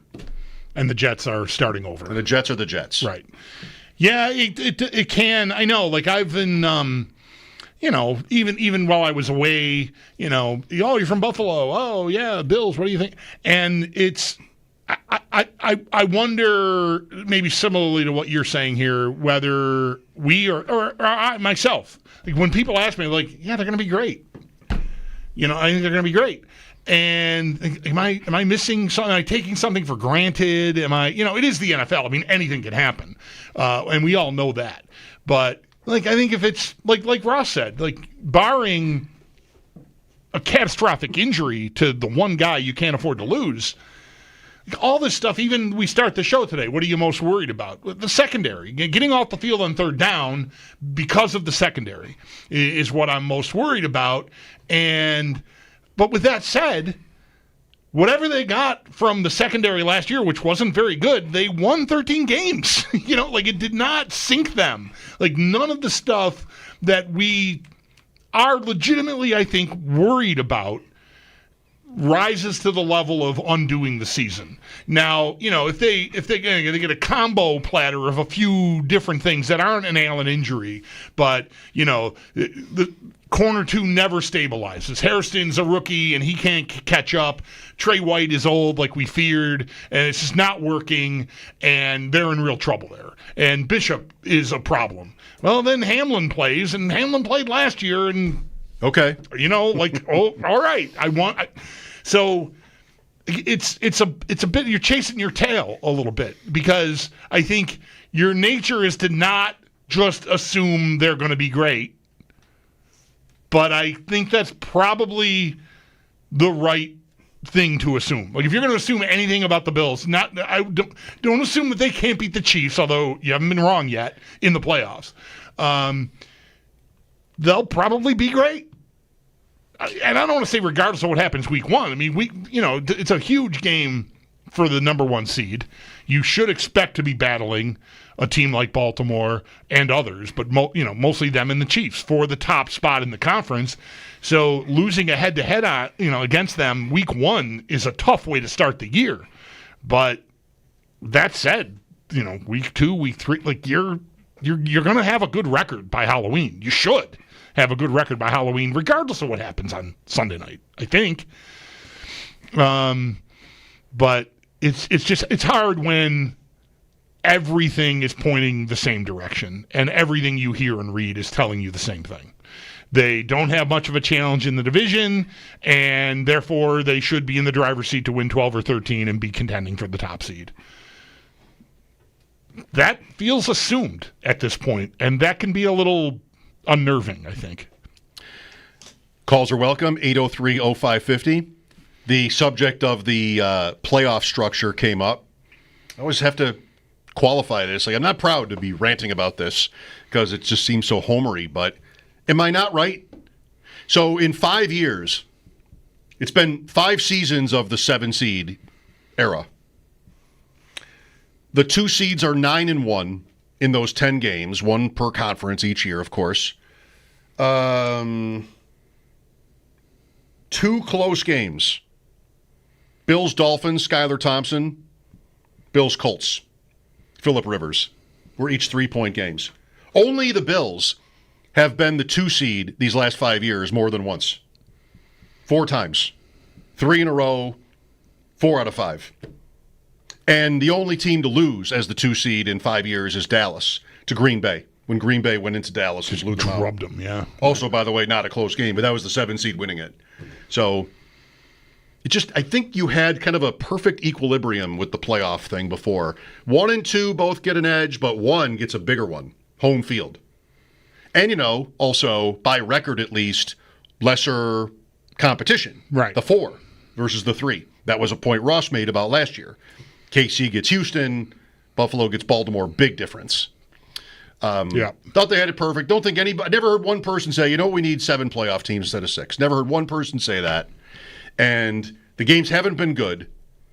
And the edge, it's not always Kansas City, but the edge that the 1 seed gets, last year it was Detroit in the NFC, and they went out, is really significant. And last year was just super cruel for the Bills to have the season they did, have Kansas City look so beatable, and still just clinch it early, and you're stuck there at 13-3 with 1 game left and nothing to do. Just really rough. Yep. No sense in dwelling on that, I guess, but I don't know. I thought it was really great before. Think about the Super Bowl teams in the 90s. The Bills were the one 3 of those 4 times, but, they played 2 seeds. They had byes, right? I mean, it wasn't just so much of an edge. Right. I don't even really think home field is definitely the lesser of the 2 prizes you get now for getting the 1 seed. You get to stay home. That's great. Getting the week off is the thing. So if you still had that extended to the 2nd seed, and I got to go to Kansas City or Baltimore or wherever, eventually if I win 1 game, I got to go on the road. Okay, provided that team wins, and makes it through the same round that I did. That doesn't even feel like that big a deal. You'd rather be at home, but I recognize the Bills have lost these games, but I've never going into it felt like, oh no, I got to go to Kansas City. It's more like just the weight of all of the high-level playing and the pressure and injuries, health, mental, physical health, like, it just takes a lot out of you. And, yeah, having that extra, like Ross said, I love Ross's analogy about the I'm a parlay guy. Like, it's hard, to go from 2 to 3. I'm going to 4 or 5, but still each one, it's just, okay. And that's what you're doing if you're playing 3 games in the playoffs. You're forced to do another thing. Another thing's got to go right, and it's hard. Yeah, I wish the 2 still had the bye, home field, whatever. But it'd be really nice to have that break, and it really did. I know what you mean about being self-conscious about it, because it is something that has coincided with the Bills elevating to competing for that level of prize, right? The top 2 seeds, and now 2 doesn't matter anymore. I mean, it matters, but it's not as, it just does not have the bye. The bye is the prize. You get the home game in round 2. Right. As the 2, like last year. That was probably big in the Baltimore case. I would think, yeah. But still, the time off, I'd rather have the time off and have to go to Baltimore. But I know that makes no sense. It doesn't happen. But would you take? Ross is going to New Orleans. Nice town. Good for him, I've heard. Yeah. The Bills, we talked about this earlier, how they have won only, for a team that's had as much success, 4 of their last 7 openers. The Saints have won 6 straight. And I know what you're thinking. Get out of here with the Saints hype. They're awful. Don't say they're not. Gold jerseys this week. And who's Arizona to be somebody walking into a road game in the opener favored by a touchdown? What got into them? Mm-hmm. A little cocky. Oh, you're a 6-point road favorite in week 1, Arizona? Wow.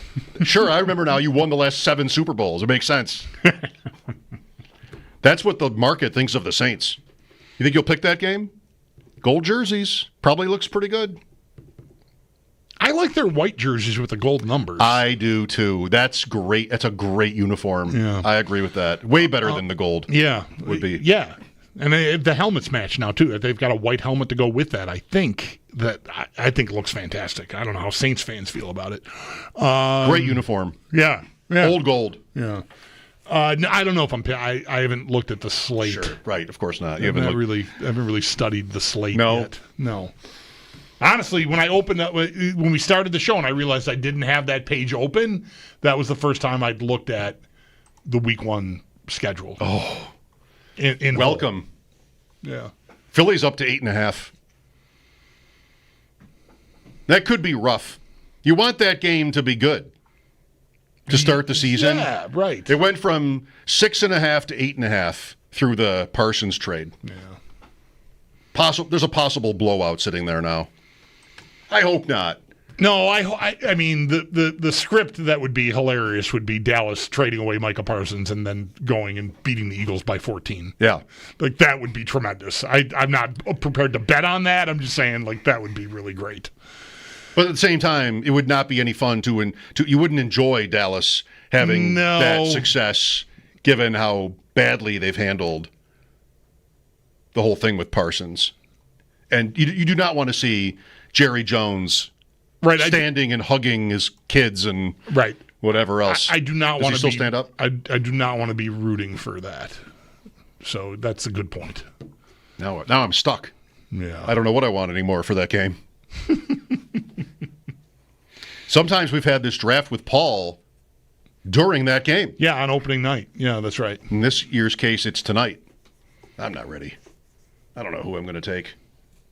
You got a cheat sheet over there I could look at? I don't really care. I've never been more. What does the app say? Than this year? Than this year. Yeah. I just don't. Owen started bending my ear about it last night. Like, where are we picking? 5? Okay. What do you think? I'm like, do you want me to go look for rankings? I don't even know. I was in the supermarket yesterday and I saw the magazine at the checkout counter and I took a picture. So like, draft tomorrow. Should I do this? Should I buy the magazine? You didn't? No, I did not buy the magazine. How much could that have cost you? I didn't even look. I bet the price is somewhere on there in the picture I took, but I did not notice how much it costs. I'm picking 4th. No. So what I'll probably want to do is just stall. Yeah, that'll really psych me out. I don't think I'll. I don't know mean psych you out. I mean drive you crazy. Would you just take Tootin? You practically do this for a living already. Just do it. Just take Beisel Tootin and shut up. Get out of here. Leave. Just take your Ja'Cory Kroski Merritt again and let me take a turn. 4th on the depth chart, by the way. Kroski Merritt. These aren't legitimate ideas for the 4th overall pick. Not the 4th overall, no, but they're definitely draftable. Yeah, well, I don't know if Tootin is in a league like 10 teams, short benches. Yeah. A limit on the hardest thing about the league is limited transactions. You only get to make like 7 moves or something. So what do? Like you get hurt, you're dead. Yeah. It's almost like a best ball team like ours last year where you get hurt, you're dead. No way around it. We got to get out of here a little early tonight because of this. Oh, sure. Yeah. Mm-hmm. Sal coming up at 5. Mike Schopp and the Bulldog here, WGR.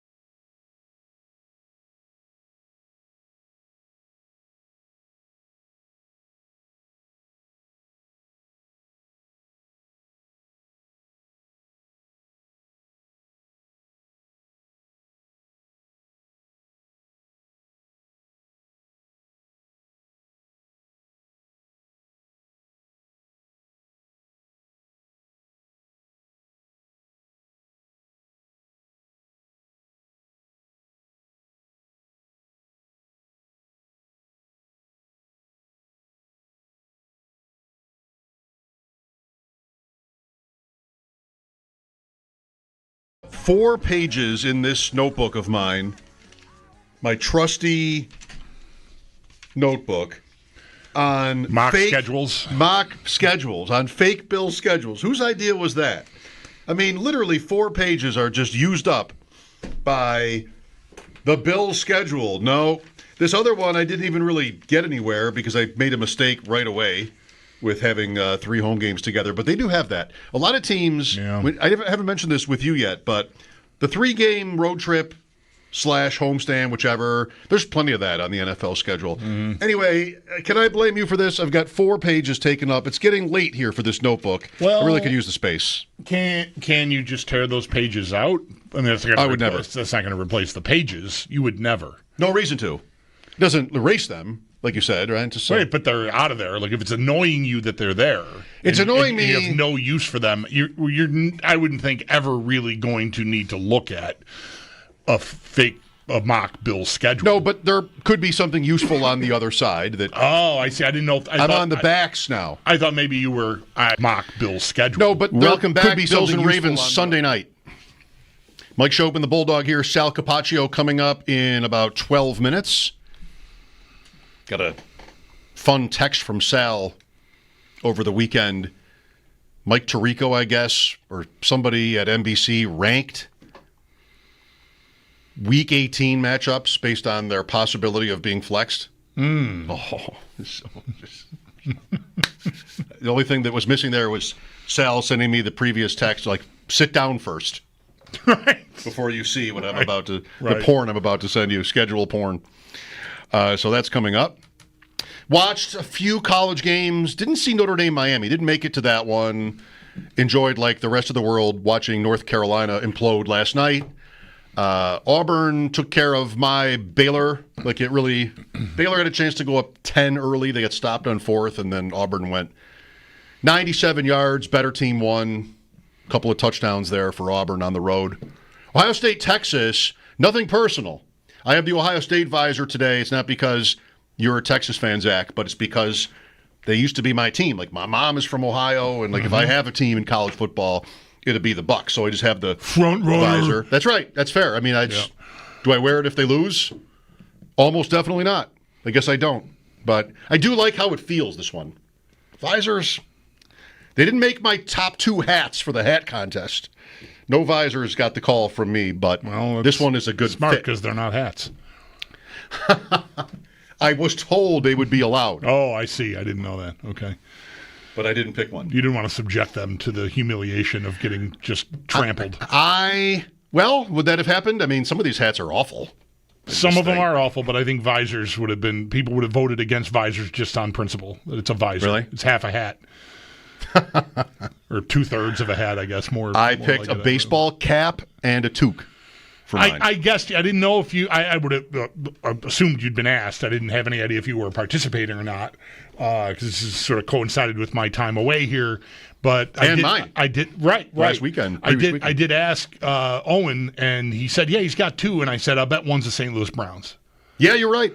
And it was one of them. Yeah. Even though I can't wear it because it doesn't fit. Right. I used to have. Wear a hat. I had that hat with it. Does that have an orange bill on it? Yes. Okay. I had that hat that I bought years and years ago. I just liked it so much. St. Louis Browns, long defunct franchise, but I love the colors and that it still looks like the regular St. Louis Cardinal logo, but it's just different colors. And yeah, the hat fits so badly. I cut the back of it to try to keep it so I could keep wearing it, right? And I ended up discarding it. It's almost like we're describing hats that were around when the Browns were around. I mean, these hats are not that old. Right. But I just have a big head, and it's a little too tight on me at the size that it's at. So, but I think we survived the first round.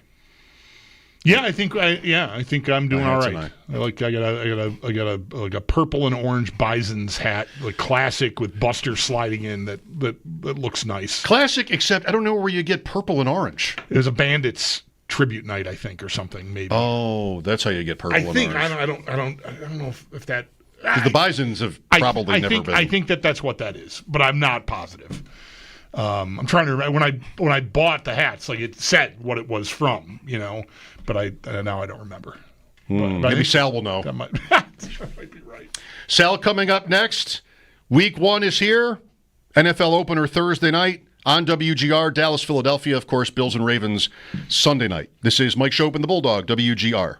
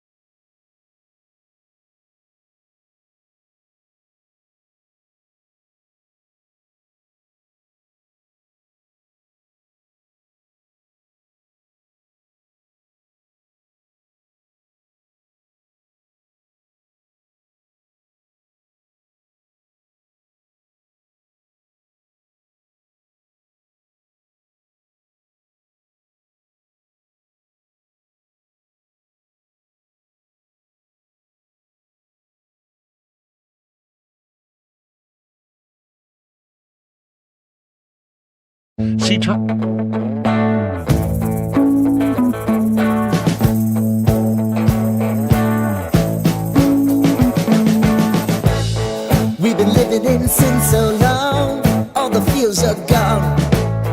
Fella stopped me on the street last night, said everything's alright. Roller coaster, make it through the day upright. It seems your meal ticket is gone, but life goes on. I could never imagine something better. Yeah, right. Now you're cooking on high heat in the middle of the street. Roller coaster, take me to a better time. Let's go. All sing your high line with the roller coaster of life. Yeah. It's time to all choose your timeline on the roller coaster of life.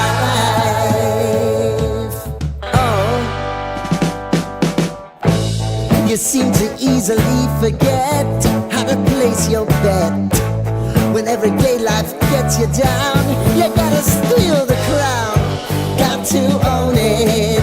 Don't bitch and moan about it, please. God forbid you scrape your knees, and it's nothing to sneeze at. Oh, I've told you over and over again. You gotta get both hands around it and make your own plans. Roller coaster, it's taking over, it's about time.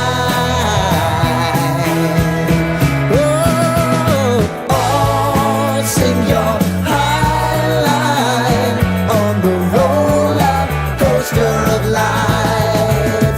You've got to all choose your timeline with the roller coaster of life.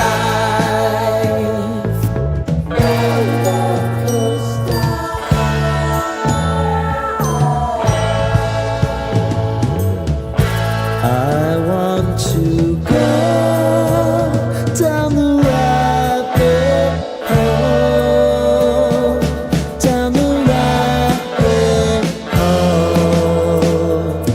Oh,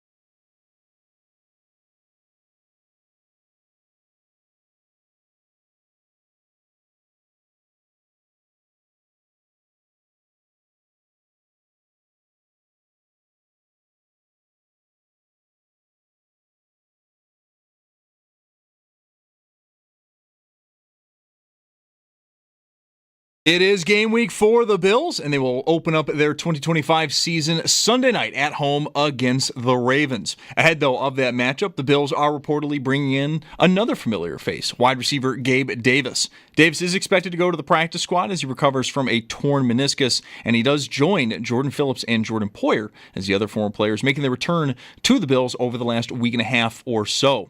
Over the weekend, though, some rough injury news. Second-year defensive tackle Dwayne Carter out for the season with a torn Achilles. We'll get more on the injury statuses across the team when the first injury report is released tomorrow. And do stay tuned. Sal Capaccio will join the show next. Speaking of injury news, the Eagles got some good news on that front. Pro Bowl guard Landon Dickerson, a full participant today. That puts him on track to play on Thursday. Steelers are releasing wide receiver Robert Woods from their practice squad. And the Texans, they lock in their backup quarterback, Davis Mills, with a 1-year, $7 million fully guaranteed extension. Jessica Pegula is back to a U.S. Open semifinal. She goes back-to-back for that and does so without dropping a set. The first woman to go back-to-back in that fashion since Serena Williams did so from 2011 to 2014. Pegula's semifinal match will be on Thursday. Her opponent is to be determined. Bison's at home versus Syracuse. First pitch just after 6 o'clock. That game can be heard on our sister station, the Bet 1520. And then the Mets, Jays, and Yankees all on the road tonight. Mets at Detroit, Jays at Cincinnati. Both those games get going just after 6:40. Then the Yankees at Houston. That game just after 8 o'clock. That's your Paddock Chevrolet Sports Update. Paddock Chevrolet celebrating 90 years of being your hometown dealership. I'm Zach Jones for WGR Sports Radio 550.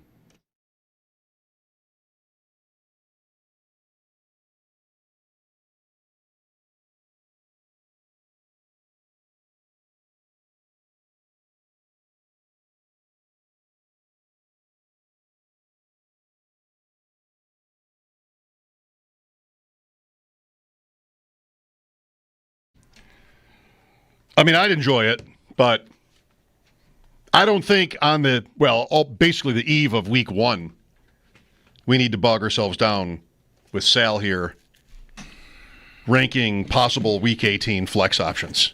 There'll be time for that.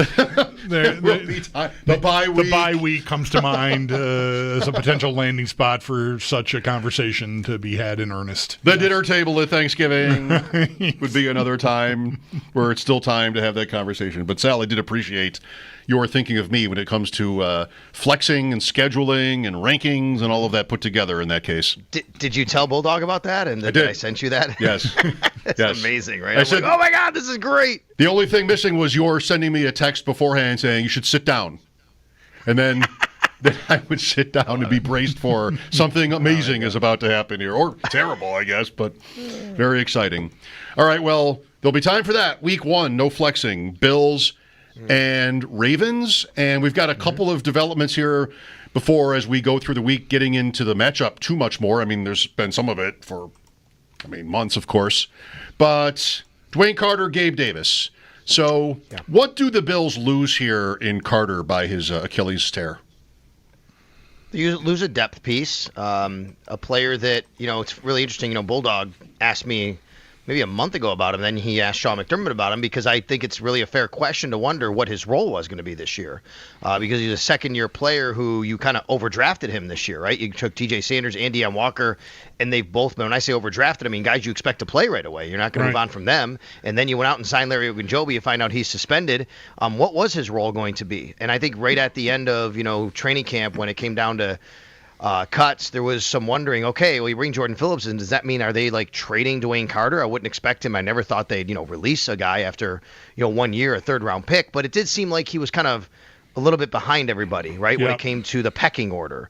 So what you lose is a depth piece. And that's always good to have on the defensive line because they, especially in the first 6 weeks, are going to be without Larry Ogunjobi, and you want to have enough pieces there to be able to rotate in. Now, that being said, it's a guy that, with all due respect, is replaceable as far as a depth piece on the defensive line. You hate it for him, though, more than anything.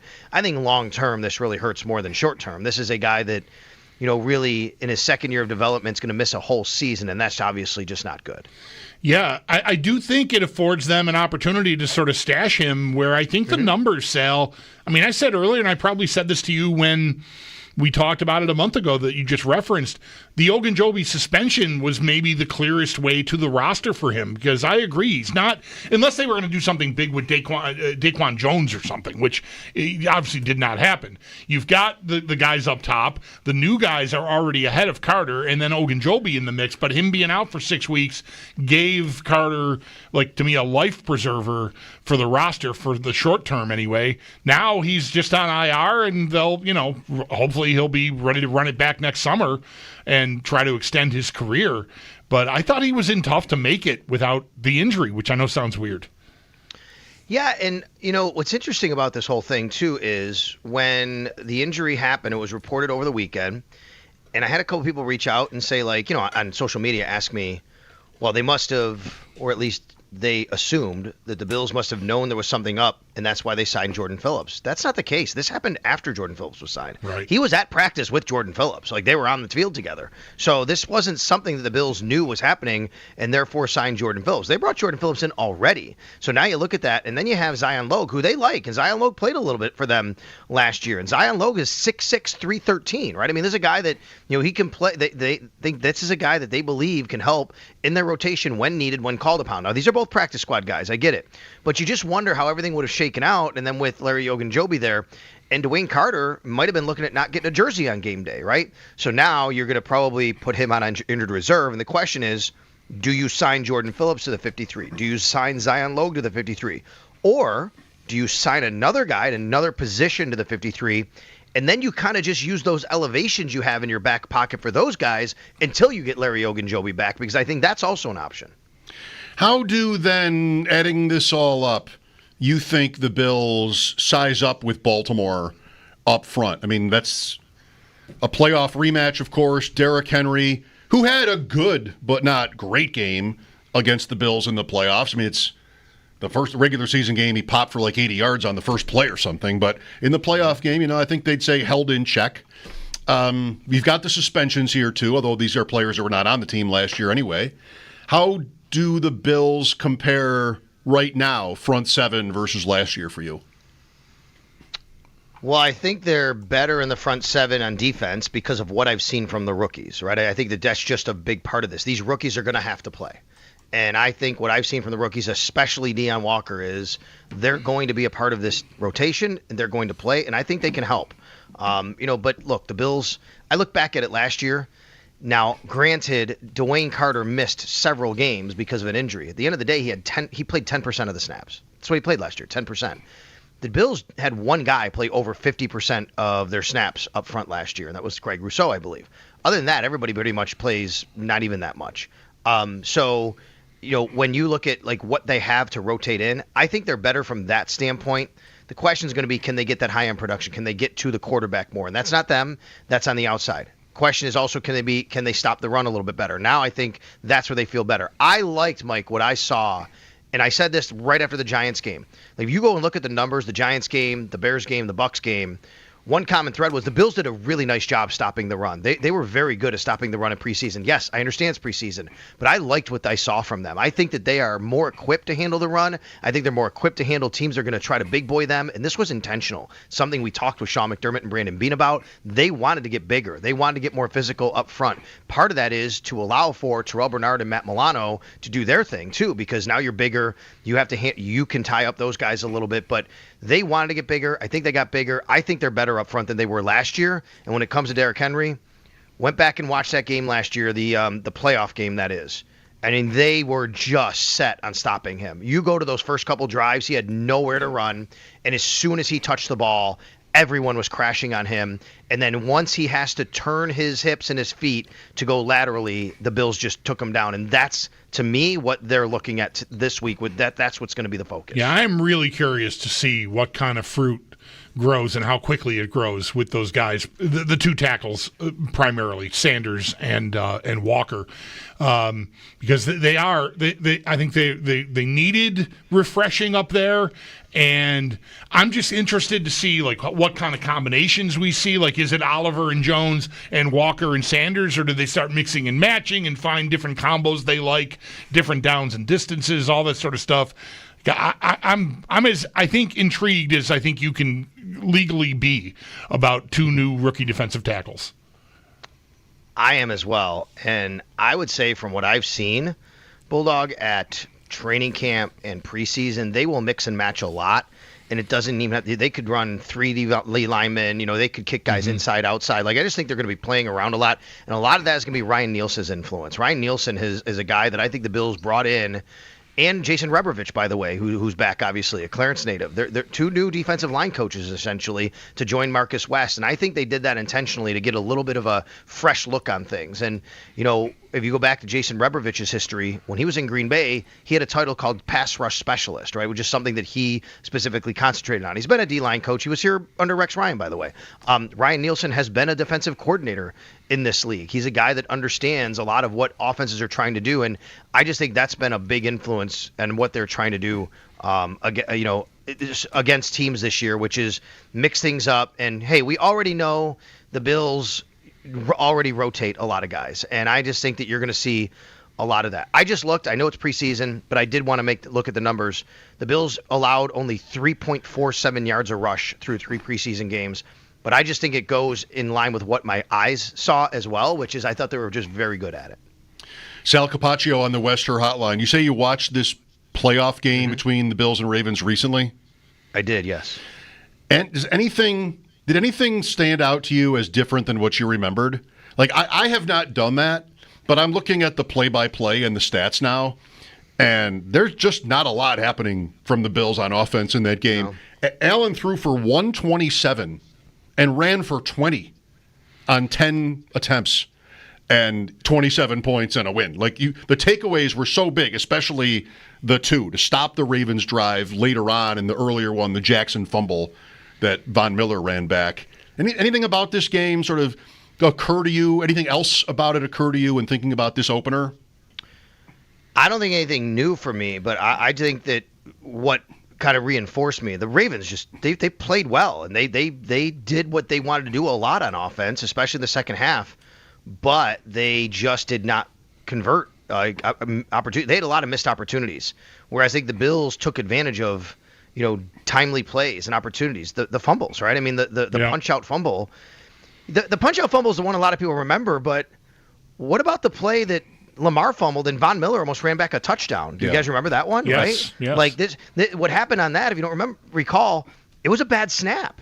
There's a bad snap, and Lamar has to get the snap. The timing is totally off. So by the time he corrals the ball, he turns around. Damar Hamlin was blitzing, and Damar is right there, spins him around. He drops the ball. Like little tiny things like that were the difference. And we know that Mark Andrews dropped a couple balls, especially the one for the 2-point. We know that Derrick Henry dropped the ball early on as well. So more than anything, it just kind of reinforced kind of what I remember about that game, Mike, which was the Ravens kind of beat themselves in that game, and good on the Bills. They took advantage. They had a couple opportunities, and the Bills did not have this like overly efficient game, but they didn't make a lot of mistakes either, by the way.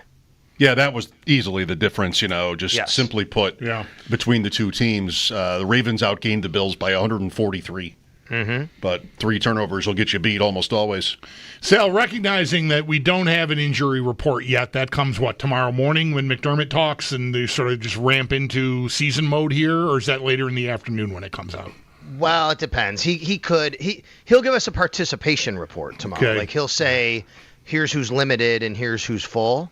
But that's right. So, yes, you're right. I'm sorry. An injury report for as far as, injury designations aren't until Friday. But, yes, you're right, Bulldog. Now, he may say even, hey, we'll see what guys can do today, right? Right. That might happen. But, yes, to your point, we'll find out much more clarity tomorrow morning. Right. And so we don't know just what to expect at the corner spot opposite Christian Benford, who, for what it's worth, also missed some time at practice last week while I was away.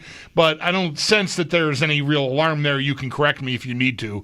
But I want to ask you, I think, a hard question here, again, without knowing what the status is of Tre'Davious White. We know Max Hairston is not going to be eligible to play for at least 4 weeks here. Who would you bet on being the starting corner opposite Christian Benford on Sunday night? It is a hard question. I think it's a great question. It's one that Matt Bove and I have been debating and arguing about and yelling at and becoming not friends anymore over it. Not really, but really, we've had really good discussions on this. Always Game Day in Buffalo podcast, and Matt and I have talked about this going back to this scenario you're talking about, which is just to catch everybody up. Last time we were at practice was last week. Tre'Davious White not only wasn't on the field, we didn't see him, but I did see him in the field house after, walking around talking to some trainers, which is good news. Christian Benford did not practice, but he was off to the side working with trainers. That was the difference there. So I agree with you that alarm bells aren't as high on Christian Benford, but until we see him on the field tomorrow, you never know. So let's just say Christian Benford's ready to go and he can play. And Tre'Davious White, we don't know about his status and maybe he can't play. Now, you guys know, you go back to right before they finalized the 53, I've said, and I was saying, that I thought that maybe Dane Jackson could even be elevated to start. I've cooled off on that. I think watching how it's played out, seeing the 53-man roster take shape, Dane Jackson gets released, he comes back. It is still a possibility, but I'm not going to hold to that anymore. I think, here's where Matt and I differ, I think it would be Jamarcus Ingram. He thinks it would be Dorian Strong. Now, I would give space for it to be Dorian Strong for one reason, because Jamarcus Ingram does a lot, and you want to have him available. It's the same reason why Alec Anderson, or maybe back in the day, Ryan Bates wouldn't actually start, is because they want him available to do all the different things he can do in case you need him, right? So you work all those different positions all week, not just one. Same thing for me here. To me, they would want to go with a guy that's been in the system 3 years. He's played in big games, Jamarcus Ingram, and he understands what he's going to see Sunday night under the lights against the Baltimore Ravens. It's a big spot versus a 6th-round pick that you're throwing into the fire in a situation like that. That doesn't scream Sean McDermott and Buffalo Bills to me. But I certainly would understand if they did because of what I said about Jamarcus Ingram and what they might want to do with him. Speaking of your podcast, by the way, I couldn't have related more to the point about route and route. I think this is everybody. Yes. I mean, everybody says, like fantasy, right? You're analyzing data, yards per route run. It's always route in football. And it's route 5. Yes. I mean, it's never route 5, right? So is it route 20 or route 20? Route 20. The roads are routes. Yeah. Okay. I think, say route. Now, I don't mind saying route. And I do say route 5 too, but what happened was we were at Signals last week. We were on the podcast, and I said, come on down. We're in Irving on route 20. And Matt's like, it's route 20. I'm like, no, I think it's route 20. And that's how this whole thing started. Right. Yeah, I'm not sure there's a word like it for me where it's just completely two ways, and I think you're allowed to go either way on both. And nobody says yards per route run. Like well, this is my argument, Mike, isn't directional and moving around and going from place to place a route? Yeah, it's the same word. Yes, it really is. It really is. But I never think twice about it. Like it's route if it's this, it's route if it's that, and never the twain shall meet. I'm trying to think like within football. Route runner. Route. Try it. Say route runner. Route tree, not route tree. Route tree. Route tree. Yeah, I think it's. I'm looking for the exception that I would use all the time so casually that I can't even think of it now. And I don't know if it's there. I think it is always route in football, but I definitely, when I'm talking about roads, I have never said route 5 in my life until just now. Right, you wouldn't. No, who would? Who would? Maybe Gabe Davis would. Sal apparently would. Sal might. What if I asked you, wait, real quick. What if I said, hey, Bulldog, when you go from Buffalo to Boston, would you say what route are you going to take or what route are you going to take? Oh, see, I think I would say route. Okay, I wouldn't for that. I think I'd say, which way are you going? Yeah. On that one. Gabe Davis. This is still just a report at this point, but I'm assuming it'll be right. What do you think they might have in mind? It's a good question. Let's go back to what I just said about the 53. You have an open roster spot once you put Dwayne Carter there. So now, do you sign somebody at defensive tackle? Now you have from your practice squad, which opens a spot in the practice squad. The report is from Adam Schefter that he's going to, Gabe Davis, join the Bills' practice squad until he's fully healthy as he recovers from his torn meniscus it was last year.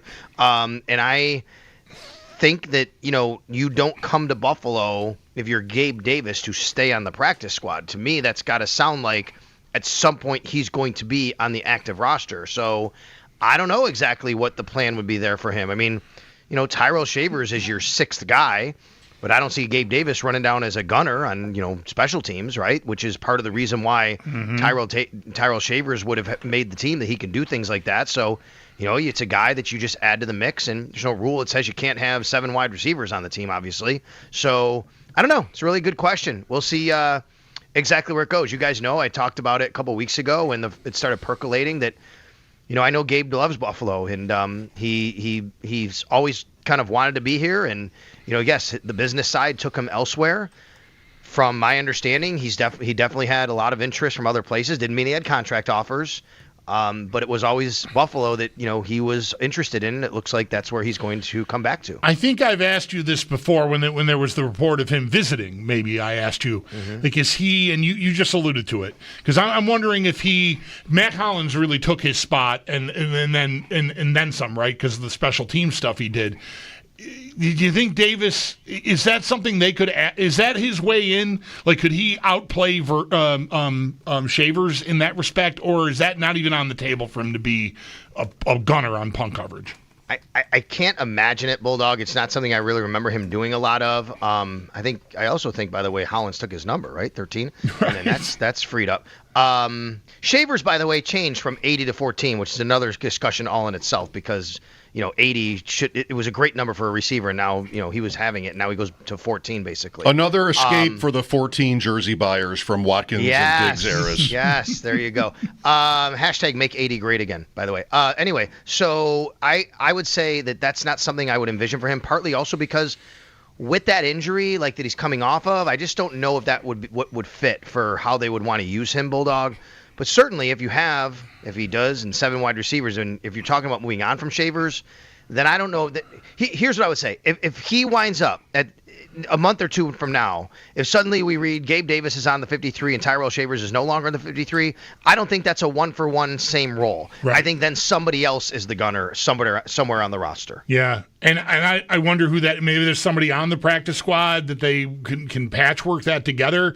I also wonder if, as Davis ramps up, whether or not it goes well with Curtis Samuel and or Elijah Moore, maybe that's your, we're gonna try this. We're gonna see how this goes, and if it doesn't hit, then you've got a guy that you certainly trust and know, and is still very young in Davis, sitting there. It's a great point. It's a great point, because this is far different to me than Jordan Poyer, and really even Jordan Phillips. Although Jordan Phillips, I think, is a guy that they're going to use. Jordan Poyer is brought back here to be a help on practice squad and to help the young guys and to play in a pinch if needed. I think Gabe Davis is brought here to play. He's going to play. And what role that is undefined. But the point you're bringing up is right, because you can't – there's not a lot of teams in the league. Mike, you brought up the point earlier, and you're right about that, which is like, oh, my God, here's a guy that's on your practice squad that's put this kind of time in the league at his age. Like, what is there to be upset about? Like, you should be happy that the Buffalo Bills have a guy who's going to be maybe their 5th or 6th wide receiver that has the resume of Gabe Davis at his age. Yeah, I mean, Davis is still only 26. Yeah. So it's a long time ago, kind of, it feels. But same age as Tyrell Shavers, I believe. Okay. I mean, he could have some years left. Very good, Sal. Thanks. We'll look forward to your report tomorrow. Okay, thanks, guys. Real quick, also monitoring, just so you know, Jair Alexander, Isaiah Likely, and Patrick Ricard. The 3 names we'll be monitoring for the Ravens. Just want to squeeze that in there as we look forward, because none have practiced in quite a while, and we'll see where they go with them. And I don't think Likely or Alexander are likely to play. No pun intended there, but I think Ricard is the one that's really interesting to me here. He hasn't practiced in 2 weeks. Right. This is also a thing we would not have done in the preseason, is focus on the injuries, the Bears' on the injuries. Other team. Right, yeah. All right, Sal, thanks for this. We'll catch up tomorrow. Yep. You got it. It's our Sal Capaccio on the West Her Hotline. His appearances are always brought to you by New York's only outlet liquor. When you need to stock up, it's the place to buy a case. What's your outlet? Look for your calls again next, 803-0550, the opener in now 5 days. Mike Schopp and the Bulldog here, WGR.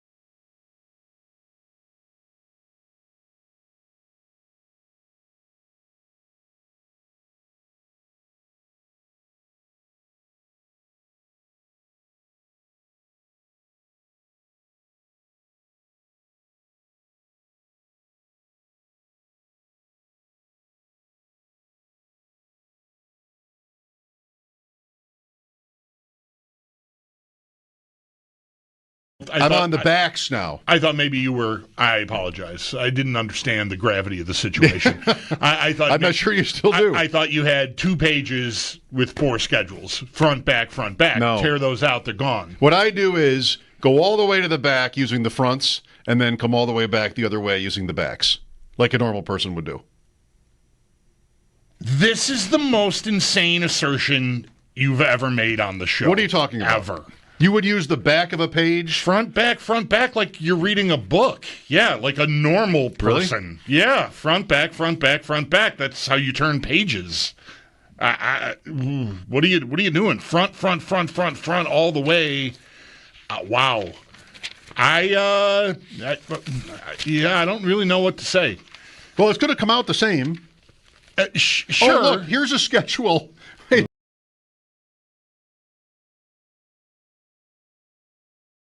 It's 716-221-4WGR. That's 4947. To win yourself a pair of lawn tickets to see Breaking Benjamin and 3 Days Grace at Darien Lake Amphitheater on September 17th. Courtesy of Live Nation. Tickets are on sale now at livenation.com. Good luck. All right, what's the side? I was outside for maybe 3 minutes. I counted 8 Q-tips on the parking lot. Do we know if those are newly littered Q-tips? Or No, were they... I don't know anything about their history. Development over at the U.S. Open. Marketa Vondrousova has withdrawn from the Open, and now it will be a rematch of last year's final in one of our semifinal brackets between Jessica Pegula, who did advance today, and she did so without dropping a set, becoming the first woman to go back-to-back semifinals in that fashion since Serena Williams from 2011 to 2014, and she'll be facing off against Ariana Sabalenka. Sabalenka took the championship last year, but it'll be a rematch on Thursday in the semifinals. For the Bills, it is game week. Buffalo is going to open up their season Sunday night at home against the Ravens. Ahead of that matchup, the Bills are reportedly bringing back another familiar face, wide receiver Gabe Davis. Davis is expected to go to the practice squad as he recovers from a torn meniscus, and he does join Jordan Phillips and Jordan Poyer as other former Bills making their return to Buffalo in the past week and a half or so. Rough news injury-wise, though, for the Bills over this weekend. Second-year defensive tackle Dwayne Carter, he is out for the season, a torn Achilles. We'll get more on the injury front when the first injury report is released later tomorrow. And then good news for the Eagles and Chargers on the injury front. Philly guard Landon Dickerson was a full participant. He's been dealing with a back issue, while Chargers running back Najee Harris, also a full participant. He was dealing with an eye injury. The Eagles play on Thursday versus the Cowboys, while the Chargers play on Friday in Brazil against Kansas City. And the Bisons, they're at home versus Syracuse. First pitch just after 6 o'clock, and that game can be heard on our sister station, the Bet 1520. That's your Paddock Chevrolet Sports Headlines. Paddock Chevrolet celebrating 90 years of being your hometown dealership. I'm Zach Jones for WGR Sports Radio 550.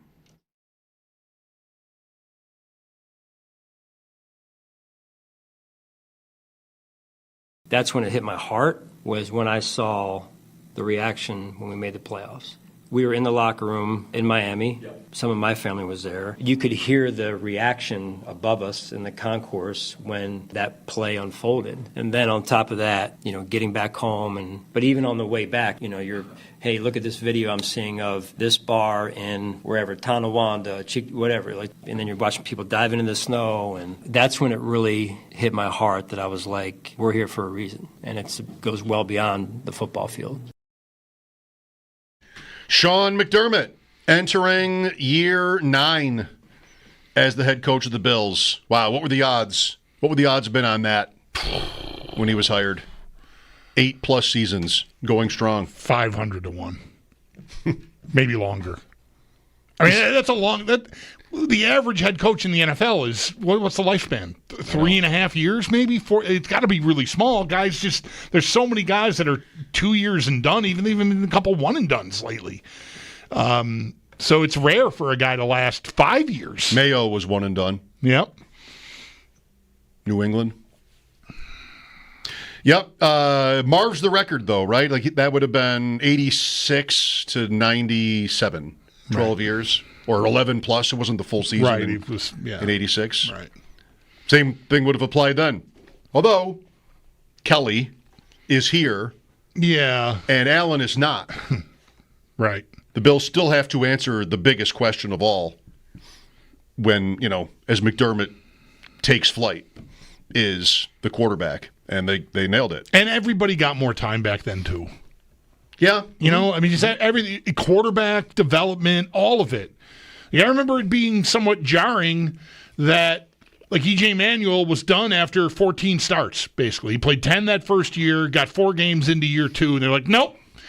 And I'm not here to tell you they made the wrong decision there. I mean, the guy was out of the league shortly thereafter. It just didn't work for him.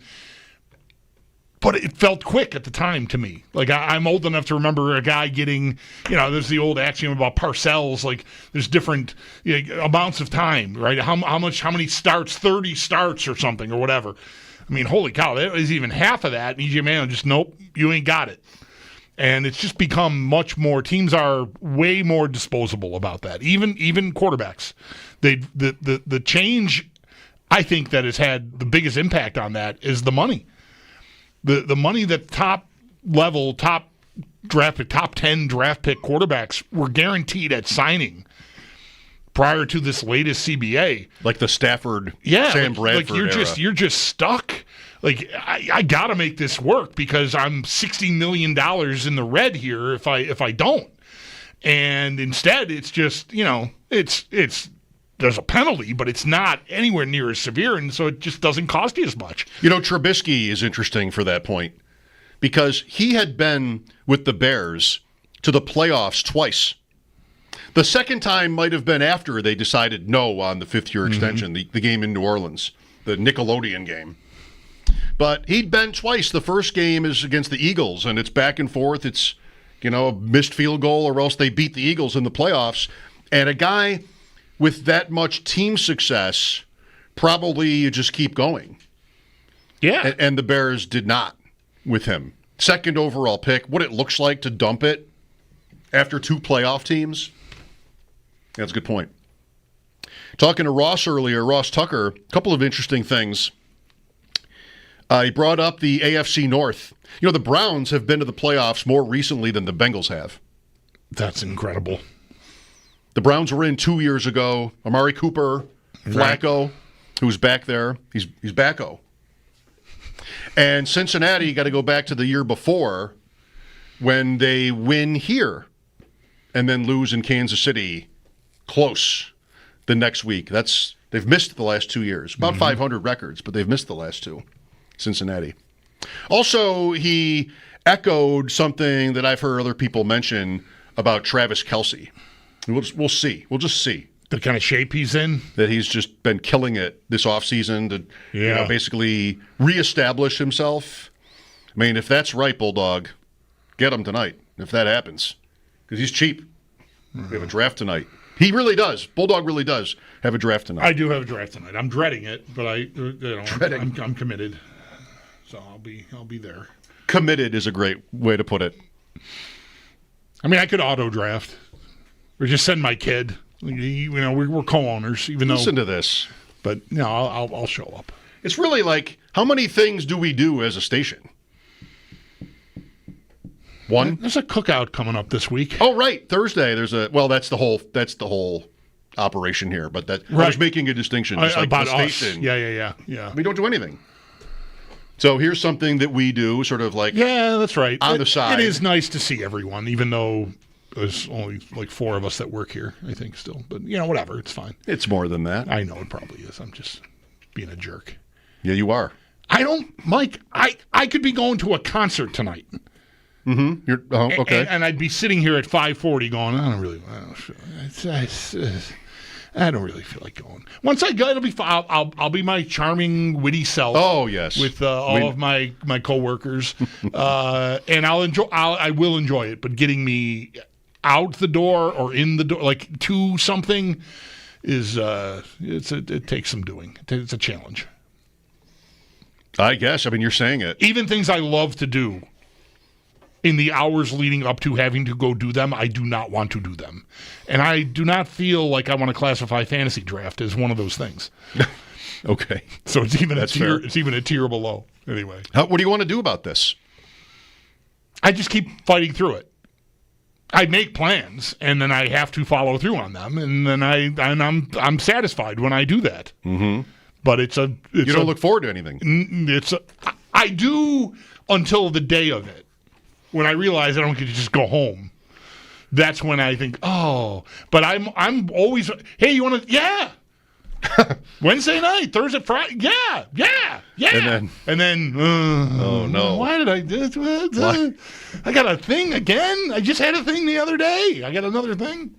Why did I agree to judge these French fries? I just keep punching my way out of it, and I think I will continue to do that. Being aware of it as what I feel is a shortcoming, this sort of dilemma I put myself in about making plans to do things ever.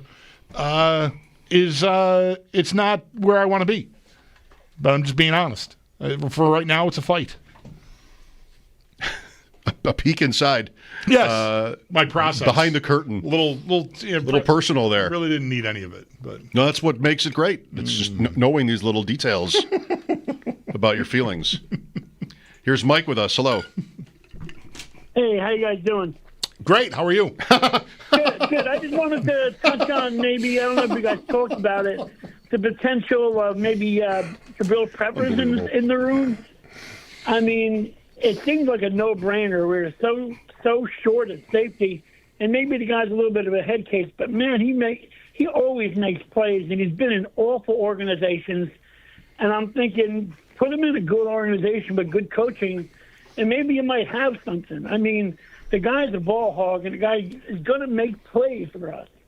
I don't understand why he's not here yet. Who is the player we're talking about? I was chuckling about something else, and I apologize. Jabril Peppers. Oh, yeah.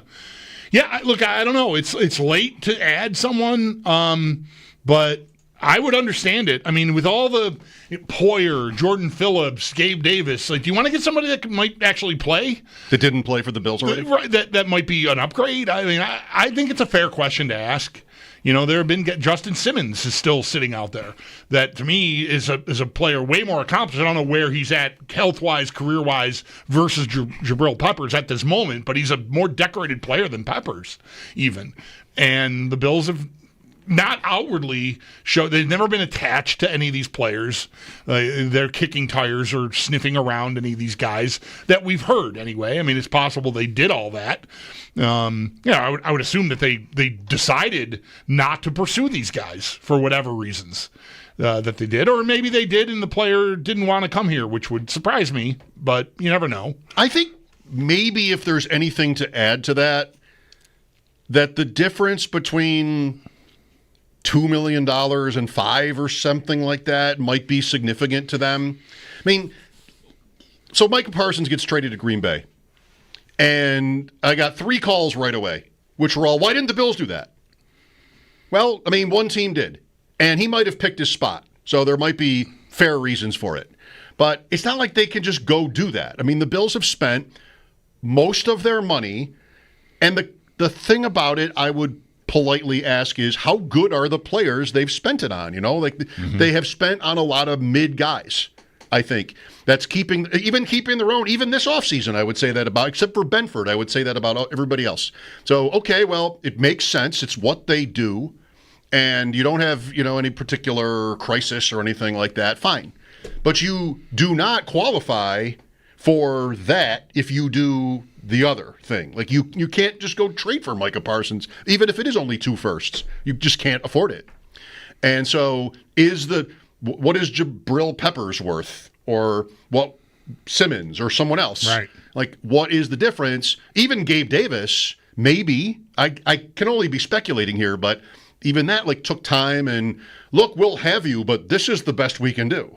I think there might be some of that going on over there because they have such little cap room. Does everybody know why we're laughing? No offense to the guy. Right. Here's Bulldog over here like, oh my God, I don't want to do anything. Pouring out my insecurities and my mental instability. The rare case of somebody actually opening up, and Mike's like, how's it going? We just told you before you even asked. Amazing. Thanks for the call, Mike. Mike Schopp and the Bulldog back after this time out here on WGR.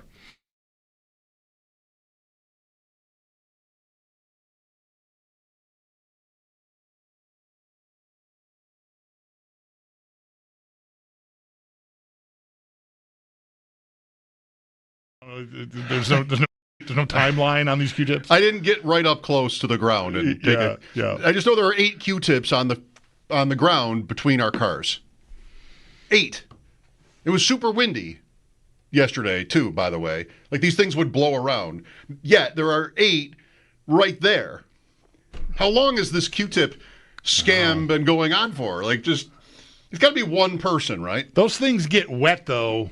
They'll just seal to the ground. Okay. They're probably not blowing around. I'm not saying they have to blow around, but it has been windy, yes. I mean, yesterday especially, holy cow, when we got out of here, it was fierce. The poor awnings on my porch are taking a beating. I hung them up too early. 8. 8 Q-tips on the ground. On the ground between our cars. Yeah, it's got to be one person that just throws their Q-tips out the window when they're done working on using them in their cars. But 8? 8. One person? What? There's more than one person using Q-tips and throwing them outside? I don't think I use 8 Q-tips in a year. I think I've never used 8 Q-tips. I don't know. Maybe.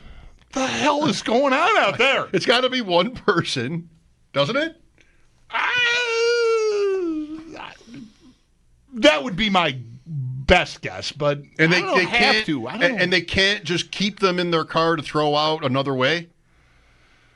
They just throw them out. Yeah, that's what's happened. That's it. What else is the garbage? And so, I don't know. I've got the garbage. No way. I don't. There's no way Q-tips. I don't think I want to work in a place where people like roll their windows down if they're using Q-tips for Lord knows what and just throw them on the ground. Well, you do. What is it? The 70s? You do. What the hell's going on? Bad news. You do work at such a place. It's driving on the highway 65 miles an hour. I got a little left in my soda from the fast food drive out the window. That was the 70s. Who gives an F about anything? Throw a burrito. It's out the window. Nothing matters. 2025? What are you doing? Throwing Q-tips out of your car. Probably very surreptitiously. This is know that people who saw you do that would be like, well. Yeah, absolutely. So you're doing it. That's you call someone. What are you doing? You're doing it surreptitiously. You're just like sort of slipped out of my hand as I'm walking and no one's around. So Q-tips. 8 of them between my car and yours right now. Why is someone driving around with Q-tips? It just does not. That's not the weirdest part. The weirdest part is not that you would want to use a Q-tip in your car. It's that you would dispose of it. We disagree. Way. I think littering is way more commonplace than driving around with Q-tips in your car. Okay. I think that's almost in a blowout the weird part. Like, you don't have time to use Q-tips in your bathroom at home? What are you doing? They're in the compartment of the console of your car. Oh, I need a Q-tip. What? I've never needed a Q-tip so badly that I would need to have them in my car. What are things you have in your car? Well, spare change, the AAA card, tools to change a tire. What? Q-tips? I don't get it. And maybe, like yourself, I have never thrown anything out the window of my car that would belong in a garbage can. So still, you make a case to me, the fact that someone is just disposing them.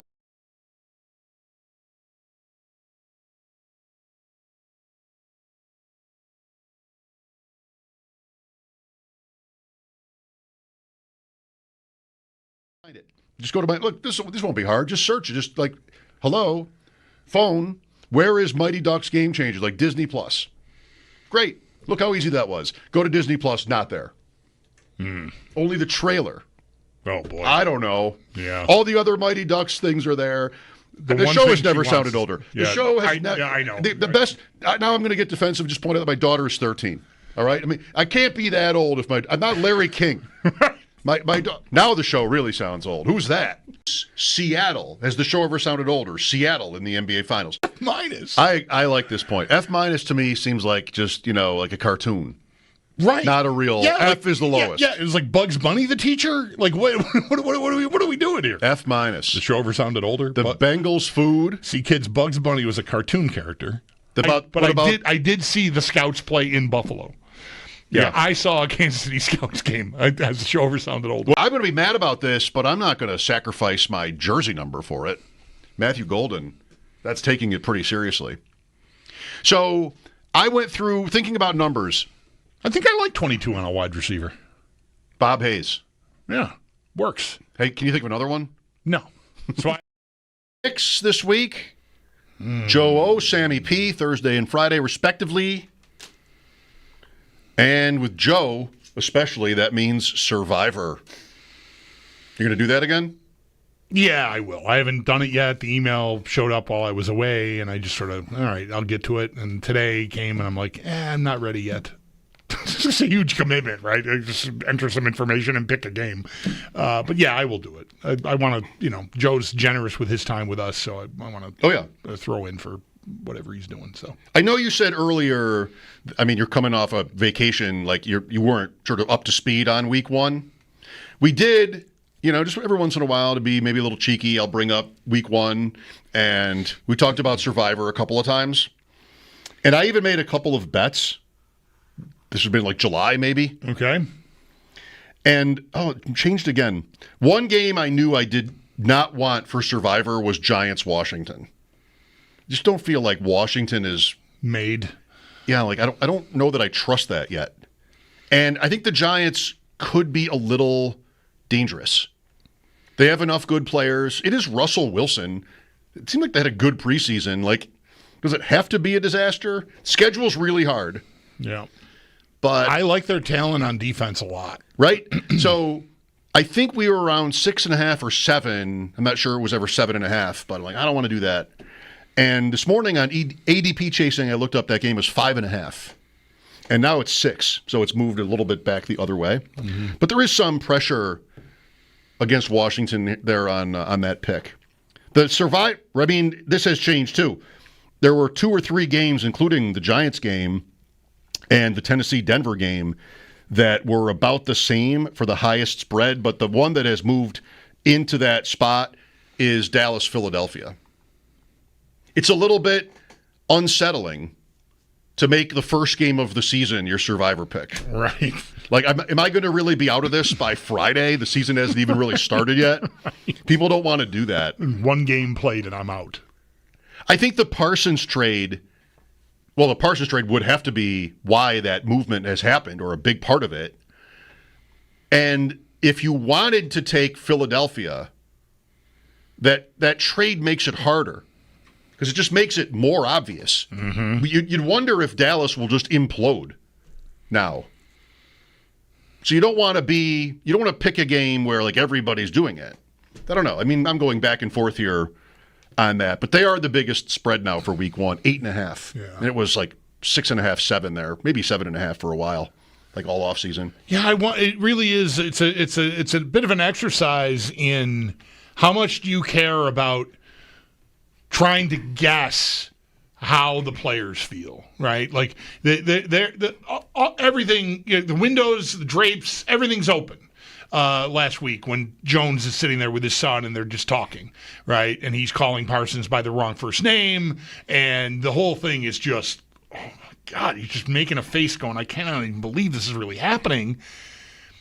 Dak Prescott, CeeDee Lamb, George Pickens, are those guys at their lockers going like, oh my God, like our lives, what are we doing with our lives? We're playing for this? Or do they not even care at all? Like it's somewhere in between, and guy to guy to be different, and who knows. But man, you'd think it would have an impact. Like you're not only is the whole news conference a circus, and the guy's embarrassing himself almost every other sentence, if not every sentence. You traded away one of the best defensive players in the sport for 2 draft picks and a D lineman who's been a Pro Bowler. Congrats. Definitely congrats. This is good for you? What? Maybe you'll hit on the draft picks, but that's not doing anything for you in 2025. Not doing anything for Dak Prescott and his surgically repaired legs. Give him a better chance at having a full season winning. He's got to stay healthy. It has nothing to do with Micah Parsons, I know, but still. I just wonder how much, if at all, guys just feel like, oh, what a punch in the gut. Yep, we will see Thursday night. Philadelphia is defending champs at home, big rivalry. A lot to like on that side of that game.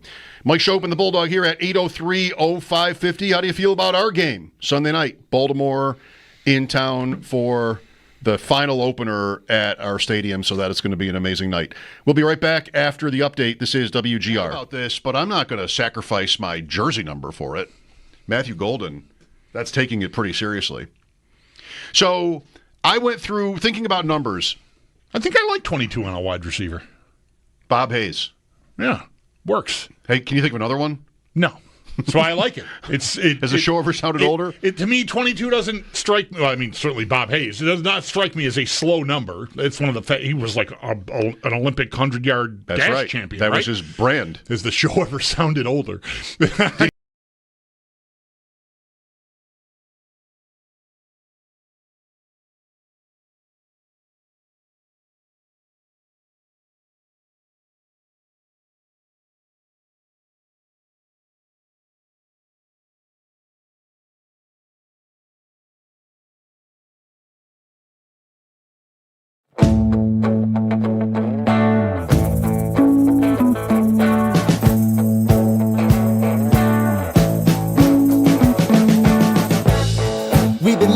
Sin so long, all the feels are gone.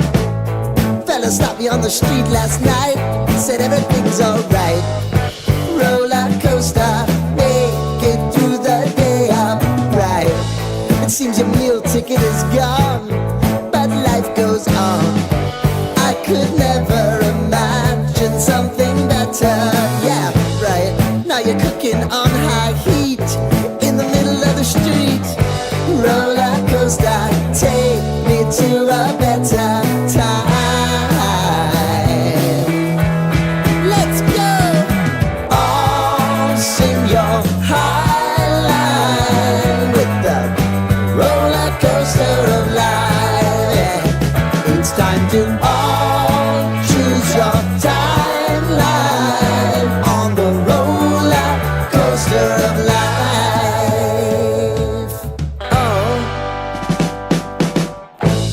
You seem to easily forget how to place your bet. When everyday life gets you down, you gotta steal the crown. Got to own it. Don't bitch and moan about it, please. God forbid you scrape your knees, and it's nothing to sneeze at. Oh, I've told you over and over again. You gotta get both hands around it and make your own plans. Roller coaster, it's taking over, it's about time. Oh, all sing your high line on the roller coaster of life. You've got to all choose your timeline with the roller coaster of life.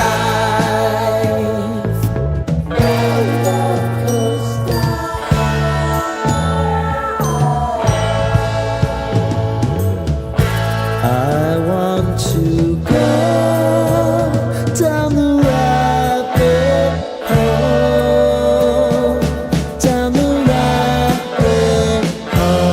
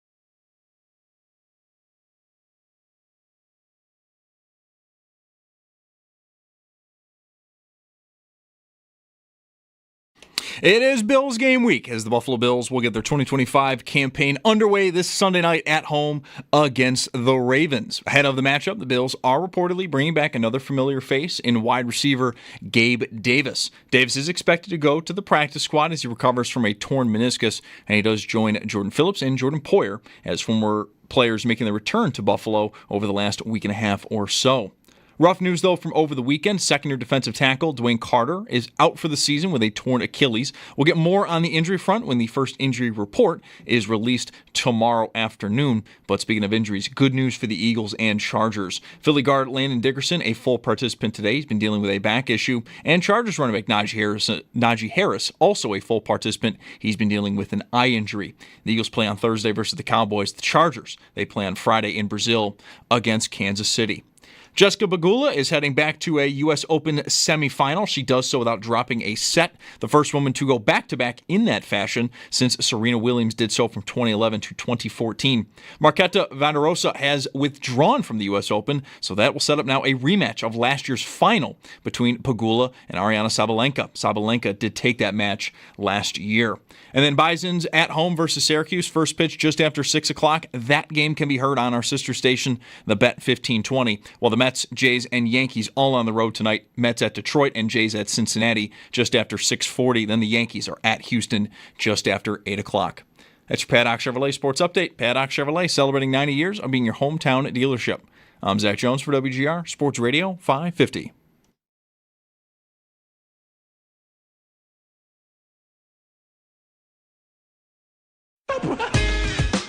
It's Mike's show. Be mocking me or you might be staunchly agreeing with me. I can't tell. I'm mocking you. And the Dog What is Fozzie Bear's role in this production? on WGR Radio 550. Welcome back. We're at 803-0550 if you want to jump on. Bulldog was not here last week. I'm remembering, and I heard about this from you, yet you were not here to discuss it with me, that Futures Day. Oh, sure. Yeah. I was I missed all that. Couldn't get my gamble on where I was. So couldn't get much of anything on. None of my apps, none of my video. I've never had. Have you ever had this problem in Canada? What? Sorry, I don't mean to. No, please. So be quick. Like Fubo app, HBO Max, Hulu, like any of the video streaming apps that's how I get my TV now, chiefly Fubo. None of it worked up in Canada. That sounds right. I'd never experienced that before. I feel like I've watched those apps in like Costa Rica. Yeah. But I don't know. It was surprising to me that I couldn't get those. I took a trip a month ago, very similar to yours, cottage, very nearby where you were actually, for a few days. And my father-in-law was trying to watch tennis. He couldn't figure it out, and I knew that I couldn't help him. But my wife's sister lives in Toronto, and they came to the rescue and streamed their own stuff so he could watch. Right. Otherwise. Okay, anyway, so sidebar. So, yeah, I missed Futures Day. There was I was not eligible to get my gamble on from where we were either. BetOnline sent out player prop, futures for all over the league. I mean, I've got a bunch of teams here by division. It's weird that they have Douglas on the Bills for interceptions, but guys that I guess I'm thinking over when I ask this, doesn't have to be, that you would bet overs on. I feel like your number one guy would be Coleman. I mean, depending on the numbers, but yeah, they're probably pretty modest. He doesn't warrant more than that, and I would probably hit the over on everything attached to him because I'm thinking like 68 and I don't know, 900 yards or something. Yeah, that would be clear. Yeah, overs on all of those. BetOnline has his numbers at 45.5 catches. So 3 a week tops that. Doesn't sound good, does it? Doesn't sound like a huge step forward. 3 a week. Not a lot of eating there, I don't think. No. Right, just nibbling. But that would get it done. 45.5, 725.5 yards. Last year, his yards were okay. Like, he did not have... No, he was on pace for like 900 yards when he got hurt. I think like 890 maybe. I saw a projection that if he had followed, if the projection would have hit reasonably close, he would have been like top 5 in all the categories for rookie receivers, which I think you'd be like, okay, that's pretty good. He was the 8th guy, 7th guy taken, whatever number he was. 8 I forget. maybe. 7 in the first round and then Coleman. I think that's right. So and he would have been behind McConkey. Either way, like a top 5 rookie receiving year for this season, not all time, but last year, that would have been really good. So I think it's there. I mean, and listen, it's the time of the year you can choose to be discerning. Well, everyone's discerning to some extent, just how discerning you actually want to be about the work the guy put in the offseason and how the coaches sound about him and his teammates. Because, like Ross Tucker told us a couple of hours ago, I get traded from New England to Cleveland. I'm talking up how good Charlie freaking Fry is. Like, really? So guys aren't going to tell you. But it stands to reason to me, like, I can buy that Coleman did work. And even going back to before all of that really started is when I asked Sal, like, what do you see different? It was very early in camp and you were away. Like, what do you see from year 1 to year 2? And that's where he came up with intentional. Like, he just looks like he has a plan how he wants to get open and use his feet and his hands and whatever. There's just more intent behind every move he's making. And then Joe Brady, I think within the last couple of weeks, used that same phrasing to describe Coleman and the improvements he's made. Like, I'm buying him. Again, you don't have to. You can be skeptical. I'm skeptical about plenty of guys that I hear that sort of stuff about. But I'm choosing to buy Coleman. I really only like the touchdown number for him, 4.5. Last year he had 4. You point out that he was hurt. He is a player that can break one for you. Like, and he has a big enough body where they could go to him, 3rd and 7 on a slant or something or fade, some sort of a play like that. Like, he might be your best guy for that. Kincaid maybe, but that doesn't really happen. Stuff, yeah. Right. So I'd sooner get to over 4.5 touchdown catches. Again, last year he had 4 with all of this other stuff than anything else. 725.5 yardage-wise seems like a lot. I mean, he probably doesn't come in at 19 yards per catch again. And, the totals, if they're going to play the same brand of offense, and I don't know that I want to go 50 catches, even though that's not that many for him. Plus, you could get an injury. But the touchdown number, I'm with you. I do kind of like that. No one's higher on this particular board. Shakir is 4.5. Coleman is 4.5. Kincaid is 3.5. It's amazing. For touchdowns. Yeah. Touchdowns. Receptions. Right. Rushing touchdowns, Allen 10.5, Cook 8.5. Joe Ostrowski mentioned, I did their show last week, Cook at that number. Would you go over or under 8.5? He had 16. He had 2 the year before. I expect regression, but I would still go over. I think you can get your regression and still get 10, which you pretty comfortably win that bet. So maybe you're sweating that to buy, if you're only sitting on 8 with a couple weeks to go. But nonetheless, I would hit the over on that. I don't think he's going to get 16, but I do think they will be motivated. I think whether it's conscious or subconsciously, I think they're going to want to put him in spots to get those touchdowns again. I don't think they're going to get away from that.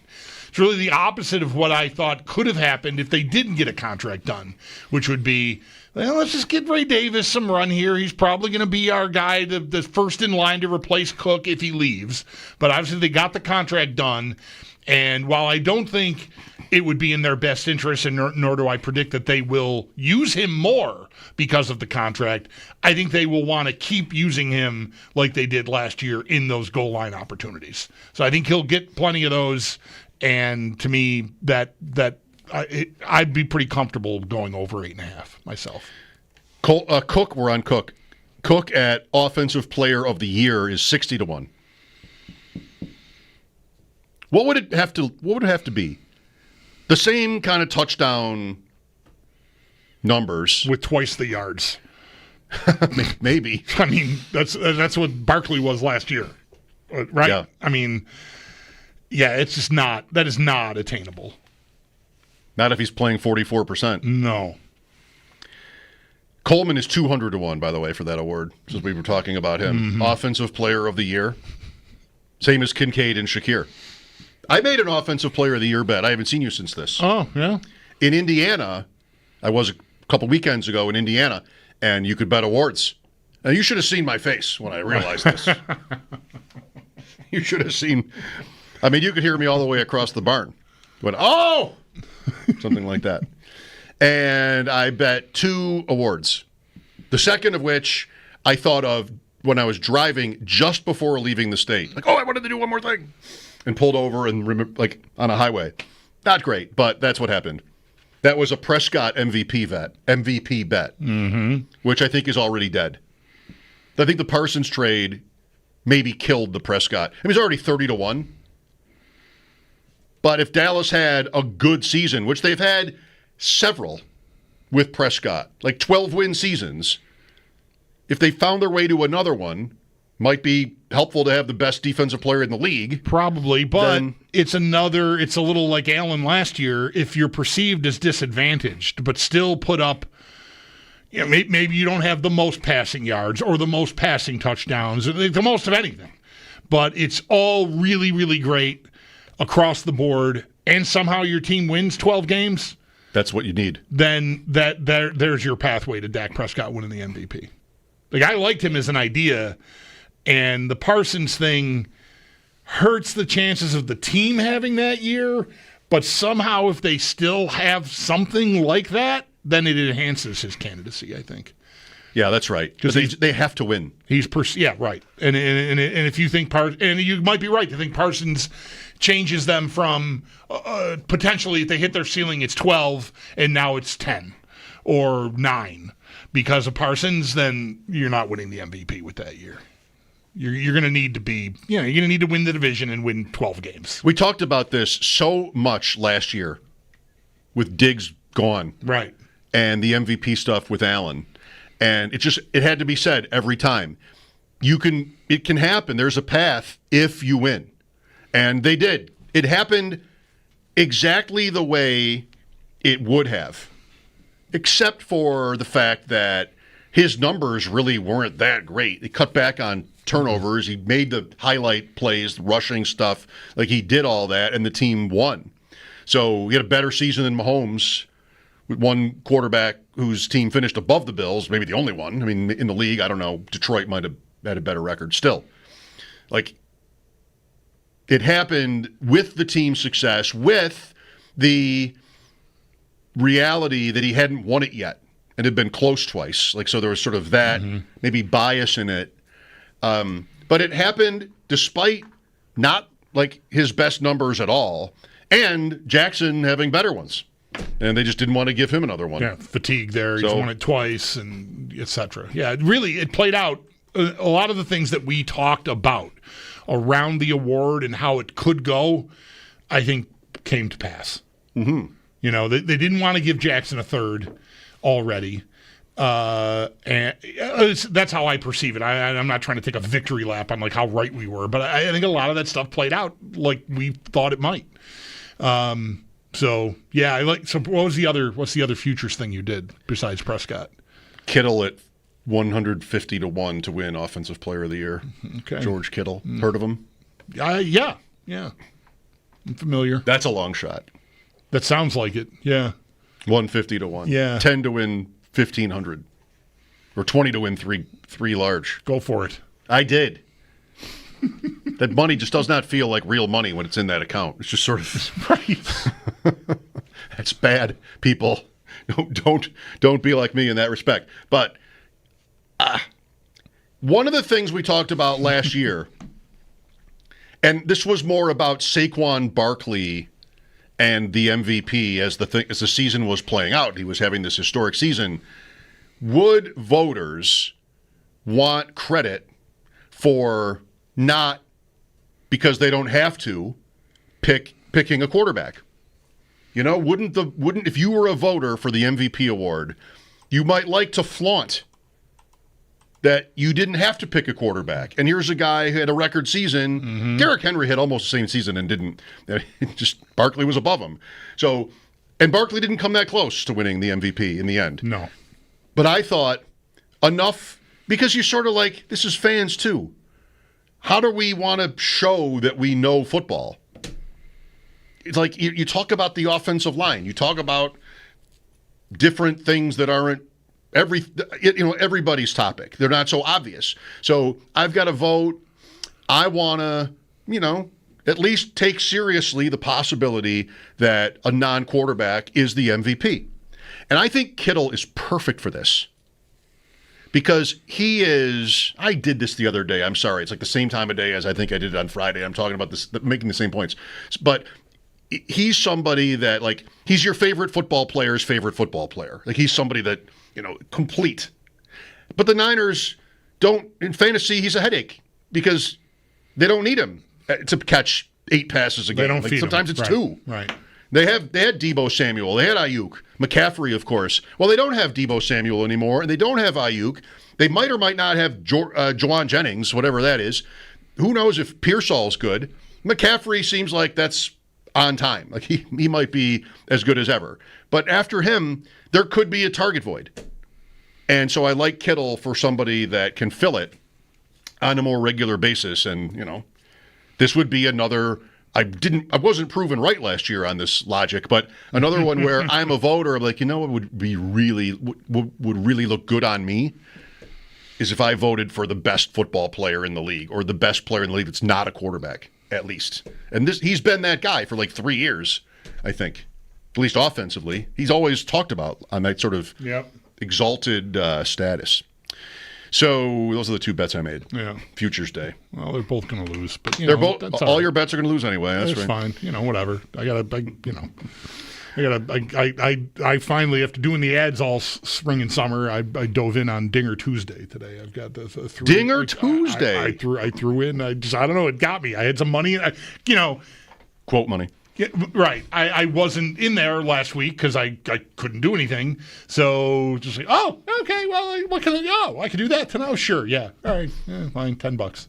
So who were you rooting for? We're going to be out together. Yeah, right. For at least for a while. Yeah.